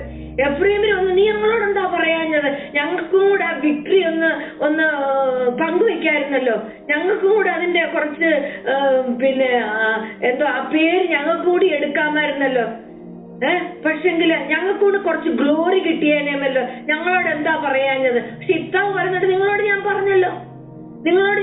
പക്ഷെ അന്നേരം നിങ്ങൾക്കത് വേണ്ടായിരുന്നു. ഈ 9-ാം വാക്യം വായിച്ച റെവലേഷൻ 3:9, യഹൂദന്മാരല്ലാതിരിക്കെ യഹൂദരെന്ന് കളവായി പറയുന്ന ചിലര്, പുറമലേഖനം പറയുന്നു അകത്ത് യഹൂദനായവനെ യഹൂദൻ, പുറത്ത് വേഷങ്ങളിലോ പുറത്ത് ചില ആചാരങ്ങളിലോ മാനുഷ്യ സമ്പ്രദായങ്ങളിലോ ഒരുവനെ ദൈവ പൈതൽ എന്ന് പറയാൻ കഴിയത്തില്ല. അവൻ അകത്തെന്തായിരിക്കുന്നു എന്നുള്ളതാണ് ദൈവത്തിന് കാര്യം. അകത്ത് യഹൂദനായവനാണ് യഹൂദൻ. ഇവിടെ പറയുന്നു അവർ നിന്റെ കാൽക്കൽ വന്ന് നമസ്കരിക്കെ ഞാൻ നിന്നെ സ്നേഹിച്ചെന്ന് അറിയുവാനും സംഗതി വരുത്ത്. ഇവിടെ മാനിക്കപ്പെടുന്ന ഇത്താഹിനെ കാണാൻ കഴിയുന്നുണ്ടോ? ഫിലദെൽഫ്യ സഭയോട് പറയുന്ന ഈ 3:9 വാക്യം, 10-ാം വാക്യം, 3:10. ഞാൻ ഫിലദെൽഫ്യ സഭയല്ല ഇപ്പൊ നിൽക്കുന്ന കേട്ടോ. സഹിഷ്ണുതയെ കുറിച്ചുള്ള എന്റെ വചനം നീ കാത്തുകൊണ്ടതിനാൽ. തോപദേശത്ത് സഹിഷ്ണുതയോടെ ജീവിച്ച ഒരു ഇത്താഹിനെ നമുക്ക് കാണാൻ കഴിയുന്നുണ്ടോ? ഭൂമിയിൽ വസിക്കുന്നവരെ പരീക്ഷിക്കേണ്ടതിന് ഭൂതലത്തിൽ എങ്ങും വരുവാനുള്ള പരീക്ഷ കാലത്ത് ഞാനും നിന്നെ കാക്കും. അമ്മോന്യരുടെ അപ്പന്റെ അപ്പൻ വന്ന് അവിടെ വന്ന് എന്തെല്ലാം ചെയ്തെന്ന് പറഞ്ഞാലും ഞാൻ നിന്നെ അവിടെ കാക്കും. എല്ലാ പരീക്ഷ കാലത്തും ഞാൻ നിന്നെ കാക്കും. കാരണം എന്താ? നീ എന്റെ നാമം നിഷേധിച്ചില്ല, എന്റെ വചനം കാത്തു. 11-ാം വാക്യം, നിന്റെ കിരീടം ആരും എടുക്കാൻ ഞാൻ സമ്മതിക്കത്തില്ല. അതെ, കിരീടധാരിയായ ഒരു ഇത്താഹിനെയല്ല നമ്മളിവിടെ കാണുന്നത്. ഹെബ്രായ ലേഖനത്തില് ജയിക്കുന്നവനെ ഞാൻ എന്റെ ദൈവത്തിന്റെ ആലയത്തിൽ ഒരു തൂണാക്കും. ഇങ്ങനെ തൂണാക്കി തീർത്ത ഒരു ഇത്താഹിനെ നമുക്ക് കാണാൻ കഴിയുന്നു. ഞാൻ വീണ്ടും ഈ ഭാഗം വായിച്ചു. കർത്താവേ, ഇവിടെ ഒരു ക്രിസ്തുവിന്റെ ഒരു നിഴല് കാണാൻ കഴിയുന്ന ഇത്താഹിന്റെ ജീവിതത്തില്. ഇത്താഹ് ആരായിരുന്നു? പരസ്ത്രീയുടെ മകൻ, പിതൃഭവനത്തിൽ അവകാശമില്ലാത്തവൻ. യെശയ്യാ 53:8 യേശു ക്രിസ്തുവിനെ കുറിച്ച് എന്താ പറയുന്നത്? ജീവനുള്ളവരുടെ ദേശത്ത് നിന്ന് ഛേദിക്കപ്പെട്ട ഒരുവൻ. ആരും അവനെ കൈക്കൊണ്ടില്ല. യോഹന്നാൻ സുവിശേഷം 8:41 യഹൂദന്മാര് പറയുന്നു ഞങ്ങൾ പരസംഗത്തിൽ ജനിച്ചവരല്ല എന്ന് പറയാൻ, ഞങ്ങൾ തന്തയ്ക്ക് പിറന്നവരാണെന്ന്. അതാണല്ലോ നമ്മുടെ ശരിയായിട്ടുള്ള ഭാഷ. ഞാൻ കുടുംബത്തിൽ പിറന്നവനാ എന്ന് പറഞ്ഞാൽ എനിക്ക് എന്റെ അപ്പനും ലീഗലി അപ്പനും അമ്മയും ഉണ്ട്. അപ്പോൾ അവരത് യഹൂദന്മാർ യേശുവിനോട് പറയുമ്പോൾ അതിനൊരു ഇന്നർ മീനിങ് വെച്ചിട്ടാ പറയുന്നത്. ഞങ്ങൾ പരസംഗത്തിൽ ജനിച്ചവരല്ല. അതിന്റെ അർത്ഥം നീയോ? ആരാ നിന്റെ അപ്പൻ? ജോസഫും മറിയയും കൂടി വരുന്നതിന് മുമ്പ് തന്നെ മറിയ ഗർഭം ധരിച്ചു. ആരാ നിന്റെ അപ്പൻ? പരിശുദ്ധാത്മാവിനാലാണ് മറിയ ഗർഭം ധരിച്ചത് എന്നുള്ളത് മനസ്സിലാകാത്തൊരു യഹൂദന്മാരുടെ നടുവിലാണ് യേശു 33 വർഷക്കാലം ജീവിക്കുന്നത്. അപ്പോൾ നോക്കണം, ഒരു ഇത്താഹിന്റെ അനുഭവമായി കർത്താവ് യേശു ക്രിസ്തുവിനുള്ളത്. ജീവനുകളുടെ ദേശത്തു നിന്ന് ഛേദിക്കപ്പെട്ട ഒരവസ്ഥ. അതെ, അവര് പറയുന്നു ഞങ്ങൾ പരസംഗത്തിൽ ജനിച്ചവരല്ല, ഞങ്ങൾക്കൊരു പിതാവേ ഉള്ളൂ. അവര് പറയുക യോഹന്നാൻ 8:41 ഞങ്ങൾക്കൊരു പിതാവേ ഉള്ളൂ. അതിന്റെ അർത്ഥം നിനക്ക് എത്ര ഉണ്ട് എന്നല്ലേ ചോദിക്കുന്നത്. ഇഫ്താഹിന്റെ അതേ അനുഭവം നമുക്ക് ക്രിസ്തുവിനെ ഇവിടെ ഇഫ്താഹിൽ കൂടി നമുക്ക് ക്രിസ്തുവിന്റെ അനുഭവം കാണാൻ സാധിക്കുന്നു. തോബ് ദേശത്ത് പോയി പാർത്ത ഇഫ്താഹ്. കർത്താവായ യേശു ക്രിസ്തുവിനെ കുറിച്ച് യേശു പറയുന്നു, ഒരു പ്രവാചകൻ തന്റെ പിതൃഭവനത്തിലും ചാർച്ചക്കാരനിടയിലും സ്വന്തം ഭവനത്തിലും അല്ലാതെ ബഹുമാനമില്ലാത്തവനല്ല. തന്റെ സ്വന്തം ജനിച്ച സ്ഥലത്ത് യേശു ക്രിസ്തുവിനെ ആരും കൈക്കൊണ്ടില്ല. നസ്രത്തിൽ വലിയ അത്ഭുതങ്ങളൊന്നും ചെയ്യാൻ യേശുവിന് കഴിഞ്ഞില്ല, അവരുടെ അവിശ്വാസ നിമിത്തം. അതുകൊണ്ട് എന്ത് ചെയ്തു? യേശു എന്താ ചെയ്തത്? യേശു അവിടെ നിന്ന് വിട്ടുപോയി താൻ സഞ്ചരിച്ചു, രോഗികളുടെ മേൽ കൈവച്ച് സൗഖ്യം, ചിലരെയൊക്കെ അവിടെ സൗഖ്യം വരുത്തിയതല്ലാതെ വീര്യപ്രവൃത്തി ഒന്നും ചെയ്യാൻ കഴിഞ്ഞില്ല. അവരുടെ അവിശ്വാസം ഹേതുവായിട്ട് അവൻ ചുറ്റുമുള്ള ഊരുക്കളിൽ ഉപദേശിച്ച് സഞ്ചരിച്ചു പോന്നു. ഇവിടെ ഒരു ഇഫ്താഹ് സഹോദരന്മാരെ വിട്ട് തോപദേശത്ത് പോയതുപോലെ കർത്താവ് യേശു ക്രിസ്തു ചുറ്റുമുള്ള ഊരുകളിൽ ഉപദേശിച്ച് സഞ്ചരിച്ചു പോന്നു. നിസ്സാരന്മാരുടെ കൂട്ടത്തിൽ അല്ലേ കർത്താവിന്റെ കൂടെ ആരാ ഉണ്ടായിരുന്നത്? വേശ്യമാര്, ചുങ്കക്കാര്, രോഗികള്, കുഷ്ഠരോഗമുള്ളവര്, വിശപ്പുള്ളവര്, കുരുടന്, പൊട്ടന്, സംസാരിക്കാൻ കഴിയാത്തവന്, 38 വർഷക്കാലം ബെത്ത കുളക്കരെ കടന്നവന്, ഇവരൊക്കെയാ യേശുവിന്റെ കൂടെ ഉണ്ടായിരുന്നവര്. ഇവരുമായിട്ടൊക്കെയായിരുന്നു യേശുവിന് കണക്ഷൻ. സഞ്ചരിച്ചു പോകുന്ന യേശുവിനെ കുറിച്ച് വീണ്ടും ഇവിടെ നമുക്ക് കാണാൻ സാധിക്കുന്നു. ക്രിസ്തുവിന്റെ ചില നിഴലുകളാണ് ഞാൻ ഇതിനകത്തു എന്ന് പറയുന്നത്. അമ്മോന്യരോട് യുദ്ധം ചെയ്യേണ്ടതിന് നീ വന്ന് ഞങ്ങളുടെ സേനാധിപതിയായി, നീ വന്ന് ഞങ്ങളുടെ ലീഡറായിട്ടിരിക്കെ, ഞങ്ങൾക്ക് മാത്രമല്ല സകല നിവാസികൾക്ക് നീ ലീഡറായിട്ടിരിക്കണം എന്ന് പറയുന്നു. പക്ഷെങ്കിൽ യേശുവിന്റെ സമയം വന്നപ്പോഴേ യേശു ഒരു ഉപമ പറഞ്ഞു. ഒരു മനുഷ്യൻ 10 താലന്ത് എല്ലാവരെയും ഏൽപ്പിച്ചിട്ട് വ്യാപാരം ചെയ്തോളാൻ പറഞ്ഞിട്ട് തിരിച്ചു വന്നപ്പോൾ അവരുടെ പൗരന്മാർ എന്ത് ചെയ്തു? അവനെ പകച്ചിട്ട് അവര് പറഞ്ഞു, ഞങ്ങൾക്ക് നീ രാജാവായിരിക്കുന്നത് സമ്മതമല്ല. യേശുവിനോട് ഇവര് പറഞ്ഞു, യേശു ഈ ഉപമ പറയുന്നത് എന്തിനാണ്? എന്നെ നിങ്ങളുടെ രാജാവാക്കാൻ നിങ്ങൾക്കൊട്ടും സമ്മതമല്ല. നിങ്ങളുടെ രാജാവായിട്ട് തീരാൻ, നിങ്ങളുടെ ഹൃദയത്തിലെ രാജാവായിട്ട് തീരാൻ, നിങ്ങളുടെ ഹൃദയത്തിനകത്തൊരു രാജ്യത്വം സ്ഥാപിക്കാൻ, ഒരു കിങ്ഡം സ്ഥാപിക്കാനായിട്ട് ഞാൻ വന്നിരിക്കുന്നത്. കുറച്ചുപേരെ തെരഞ്ഞെടുത്ത് വിരലിൽ എണ്ണാനുള്ളവരെ മാത്രമേ എനിക്ക് കിട്ടിയിട്ടുള്ളൂ. ഇനിയും എനിക്ക് ജനങ്ങളെ വേണം, ഇനിയും എനിക്ക് ആടുകളെ വേണം. ഈ കൂട്ടത്തിലല്ലാത്ത ആടുകൾ ഇനിയും ഉണ്ട്. നിങ്ങളുടെ ഹൃദയത്തിൽ എനിക്ക് ഇടം തരണം, എനിക്ക് നിങ്ങളുടെ രാജാവായിട്ട് നിങ്ങളുടെ ഹൃദയത്തിൽ വാഴണം എന്ന് പറഞ്ഞു വന്ന ക്രിസ്തുവിനെ ആരും തന്നെ അവിടെ സ്വീകരിച്ചില്ല. അതിന് ഉദാഹരണമായിട്ട് രൂപമയാണ് ക്രിസ്തു ഇവിടെ പറയുന്നത്. ആ പൗരന്മാർ പ്രതിനിധികളെ അയച്ചപ്പോൾ അവര് പറഞ്ഞു, നീ ഞങ്ങൾക്ക് രാജാവായിരിക്കുന്നത് ഞങ്ങൾക്ക് സമ്മതമല്ല. You reigning over it is impossible. അത് സാധ്യമല്ല. ക്രിസ്തു വാഴാൻ ഞാൻ സമ്മതിക്കത്തില്ല. ഇന്നൊരു പക്ഷെ നമ്മൾ ബോൺ അഗൈൻ ക്രിസ്ത്യൻസ് ആയിരിക്കാം, പ്രാർത്ഥിക്കുന്നവരായിരിക്കാം. പക്ഷെ ഇന്ന് ആഴത്തിൽ ഒരു പടി കൂടി താഴെ ഒന്ന് ചിന്തിക്കണം. ക്രിസ്തു നമ്മളുടെ മേലെ വാഴുന്നുണ്ടോ? Is he reigning over? ഒരു രാജാവ് ഒരു രാജ്യത്ത് വാഴുമ്പോൾ ആ രാജാവിന്റെ പ്രിൻസിപ്പിൾ മാത്രമേ ആ ഭൂമിയിലുള്ളവർ ചെയ്യാൻ പാടുള്ളൂ. അല്ലാത്തവർക്കെല്ലാം തന്നെ ഫൈൻ അടിക്കും. അവിടെ സ്കൂൾ ബസ്സിനെ ഓവർടേക്ക് ചെയ്താൽ ഞങ്ങളുടെ നാട്ടിൽ ഇങ്ങനെയാണെന്ന് പറഞ്ഞാൽ പറ്റത്തില്ല, ഫൈൻ അടിക്കും. അങ്ങനെയുള്ളൊരു റെയിനിങ്ങിന്റെ അണ്ടറിലാണെങ്കിൽ മാത്രമേ നമ്മൾ ദൈവരാജ്യത്തിലുള്ളൂ. ഇവിടെ നീ ഞങ്ങൾക്ക് രാജാവായിരിക്കുന്നത് സമ്മതമല്ല എന്ന് ക്രിസ്തുവിന്റെ സമയത്ത് പറയുമ്പോഴേ ഇവിടെ ഇഫ്താഹിനോട് പറയുന്നു, നീ വന്ന് ഞങ്ങളുടെ തലവനായിരിക്കുക, നീ വന്ന് ഞങ്ങളുടെ തലവനായിരിക്കുക.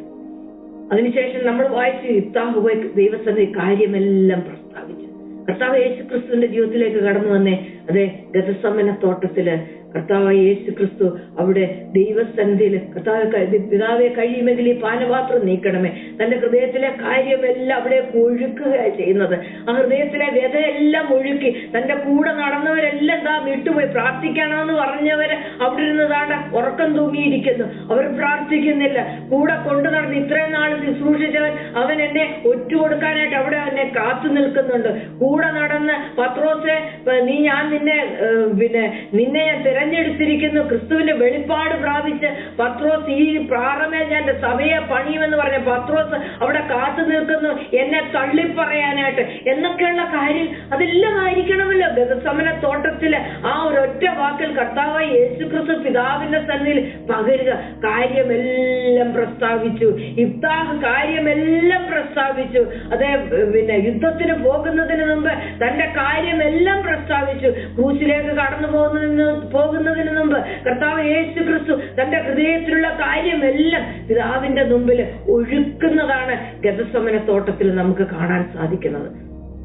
മരണമെന്ന വലിയ ശത്രുവിനെ ജയിക്കാൻ തന്നെ വിധേയപ്പെടുത്തുന്ന ക്രിസ്തുവിനെ നമുക്ക് കാണാൻ കഴിയുന്നു. ആ വലിയൊരു യുദ്ധത്തിന് പുറപ്പെടുന്നതിന് മുമ്പ് തന്നെ വിധേയപ്പെടുത്തുന്ന ഇഫ്താഹിനെ നമുക്ക് കാണാൻ കഴിയുന്നു. അതെ, താന് അവിടെ നേർച്ച നേർന്ന് തന്റെ ഭവനത്തിലുള്ളതിനെ, എന്തുകൊണ്ട് ഗിലെയാദിലെ വേറെ എന്തെല്ലാം സംഭവങ്ങൾ അവിടെ ഉണ്ടായിരുന്നു, ആ മൂപ്പന്മാരിൽ ഒരുത്തനെ അങ്ങോട്ട് നേർന്നാ പോരായിരുന്നു. അല്ല, തന്റെ ഭവനത്തിൽ തന്റെ രക്തത്തിലുള്ളതിനെ അവിടെ നേരുന്നത് കാണാൻ സാധിക്കും. ഇഫ്താഹിന്റെ മേൽ യഹോവയുടെ ആത്മാവ് വന്നു. വേഗത്തിൽ ഞാൻ പോകട്ടെ. 11:29 ഇഫ്താഹിന്റെ മേൽ യഹോവയുടെ ആത്മാവ് വന്നു. ഗെത്സമന തോട്ടത്തിലെ കർത്താവ് യേശു ക്രിസ്തുവിനെ ശക്തീകരിപ്പാൻ അവിടെ ദൂതൻ ഇറങ്ങി വരുന്നു. ദൈവത്തിന്റെ ആത്മാവ് ക്രിസ്തുവിനെ അവിടെ ശക്തീകരിച്ചത് നമുക്ക് കാണാൻ സാധിക്കുന്നുണ്ട്. അതെ, ക്രിസ്തുവിന്റെ ജീവിതത്തെ കുറിച്ച് നോക്കിക്കഴിഞ്ഞാല് എന്താ താൻ ഭൂമിയിൽ ഇല്ലാത്തവനെ പോലെ ക്രിസ്തുവിന്റെ കഷ്ടതയെ നോക്കിയിട്ട് എന്താ നമുക്ക് 51 സങ്കീർത്തനത്തിൽ കാണാൻ കഴിയുന്നത്? അവന് വരണ്ട നിലത്തെ വേരുപോലെ വളരുന്നവൻ, രൂപഗുണമില്ലാത്തവൻ, കോമളത്വമില്ലാത്തവൻ, ആഗ്രഹിക്കത്തക്ക സൗന്ദര്യമില്ലാത്തവൻ, മനുഷ്യൻ നിന്ദിക്കപ്പെട്ടവൻ, ത്യജിക്കപ്പെട്ടവൻ, വ്യസനപാത്രമായിട്ട് തീർന്ന് രോഗം ശീലിച്ച, ഇതൊക്കെ ആയിരുന്നില്ല ഇഫ്താഹ്. ഇതൊക്കെയായിരുന്നില്ലേ ഇഫ്താഹ്? പക്ഷെങ്കില് ധനവാന്മാരോടുകൂടെ അതെ ആ കല്ലറ പങ്കിടാൻ ഇടയായി തീർന്ന കർത്താവ് യേശു ക്രിസ്തുവിനെ നമുക്ക് അവിടെ കാണാനായിട്ട് സാധിക്കും. രോഗം ശീലിച്ചവൻ വ്യസനപാത്രമായിട്ട് തീർന്ന ഒരു ക്രിസ്തു. ഇതായിരുന്നില്ലേ ഇഫ്താഹ്? ഇതായിരുന്നില്ലേ നമ്മൾ വായിച്ച് ന്യായാധിപന്മാരുടെ പുസ്തകത്തിലെ 11-ാമത്തെ അധ്യായത്തിലെ ഇഫ്താഹ്? അവനെ കാണുന്നവർ മുഖം മറച്ചു കളയത്തക്കവണ്ണം വേശ്യാസ്ത്രീയുടെ മകനെ കണ്ട് ശകലം കണ്ട് ഇറങ്ങി വരാൻ ആർക്കാഗ്രഹം? കണ്ടാൽ അതെ മുഖം മറച്ചു കളയത്തക്കവണ്ണം അവൻ നിന്ദിതനായിരുന്നു. നമുക്കിവിടെ ക്രിസ്തുവിനെ കാണാൻ സാധിക്കുന്നു. എഫ്രൈമിന് അതിനുശേഷം 12-ാമത്തെ അധ്യായത്തിൽ എഫ്രൈമർ ഒന്നിച്ചുകൂടി വന്നിട്ട് പറഞ്ഞു, എന്താ ഞങ്ങളെ വിളിക്കാഞ്ഞത്? അതുകൊണ്ട് ഞങ്ങള് നിന്നെ അകത്തിട്ട് തീ വെച്ച് ചുട്ടുകളയുന്നു.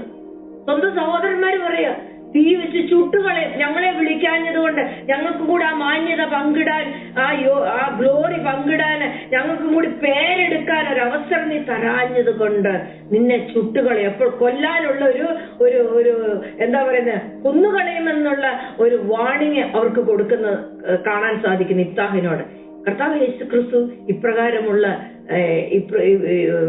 ചോദ്യശരങ്ങൾ, ഇപ്രകാരമുള്ള വാക്കുകൾ ക്രിസ്തു അഭിമുഖീകരിച്ചു. യോഹന്നാൻ 1:11 അവൻ സ്വന്തത്തിലേക്ക് വന്ന് സ്വന്തമായിരുന്നവനെ കൈക്കൊണ്ടില്ല. അമ്മോന്യരോട് വിളിച്ചു. 12:1 നമ്മൾ വായിച്ചു കഴിഞ്ഞാൽ അവിടെ നമുക്ക് 2 വായിച്ചാൽ അവിടെ കാണാം, ഇഫ്താഹ് അവരോട്, എനിക്കും എന്റെ ജനത്തിനും അമ്മോന്യരോട് വലിയ കലഹമുണ്ടായി. ഞാൻ നിങ്ങളെ വിളിച്ചപ്പോൾ നിങ്ങൾ അവരുടെ കയ്യിൽ നിന്ന് എന്നെ രക്ഷിച്ചില്ല. ഞാൻ നിങ്ങളെ വിളിച്ചപ്പോൾ നിങ്ങൾ അവരുടെ കയ്യിൽ നിന്ന് രക്ഷിച്ചില്ല. നിങ്ങൾ എന്നെ രക്ഷിക്കയില്ലെന്ന് കണ്ടപ്പോൾ ഞാൻ എന്റെ ജീവനെ ഉപേക്ഷിച്ച് അമ്മോന്യരുടെ നേരെ ചെന്നു. അമ്മോന്യർ ഇവരെ വിളിച്ചതാ, എഫ്രൈമിനെ വിളിച്ചതാ ഇഫ്താഹ്. പക്ഷെ ഇവര് ചെന്നില്ല. ചെല്ലപ്പോൾ ഇഫ്താഹ് തനിയെ ഇറങ്ങി. ഇവിടെ സ്വന്തമായതിലേക്ക് കടന്നു വന്ന കർത്താവ് യേശു ക്രിസ്തു സ്വന്തമായിരുന്നവനെ അവനെ കൈക്കൊണ്ടില്ല.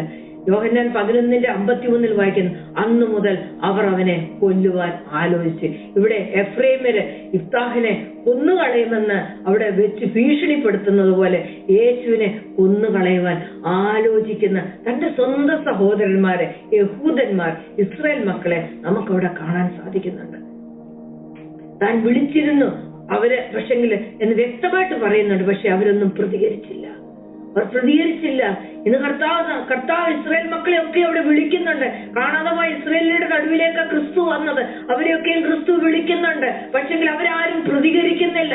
മത്തായി 23:37 വായിക്കുന്നു, യെരൂശലേമേ യെരൂശലേമേ, പ്രവാചകന്മാരെ കൊല്ലുകയും നിന്റെ അടുക്കൽ അയച്ചിരിക്കുന്നവരെ കല്ലെറിയുകയും ചെയ്യുന്നവളെ, കോഴി തന്റെ കുഞ്ഞുങ്ങളെ തന്റെ ചിറകിൽ ചേർക്കും പോലെ നിന്റെ മക്കളെ ചേർത്ത് കൊള്ളുവാൻ എനിക്ക് എത്ര വട്ടം മനസ്സായിരുന്നു, നിങ്ങൾക്ക് മനസ്സായില്ല. അതെ, നമ്മുടെ ജീവിത സാഹചര്യങ്ങളിൽ എത്രയോ പ്രാവശ്യം അവന്റെ വിളി നമ്മുടെ ജീവിതത്തിലേക്ക് കടന്നു വരുന്നുണ്ട്. നമ്മൾ മറുതലിച്ച് നിൽക്കുന്നവരാണോ അതോ അവനോടൊപ്പം ചേർന്ന് ഈ അമ്മോന്യരോട് യുദ്ധം ചെയ്യുവാൻ നമ്മളെ സമർപ്പിച്ചു കൊടുക്കുമോ? അങ്ങനെ ഒരു വിളി ഇന്ന് ഇഫ്താഹിന്റെ ജീവിതത്തിൽ നിന്ന് നമുക്ക് ഏറ്റെടുക്കേണ്ടതായിട്ടുണ്ട്.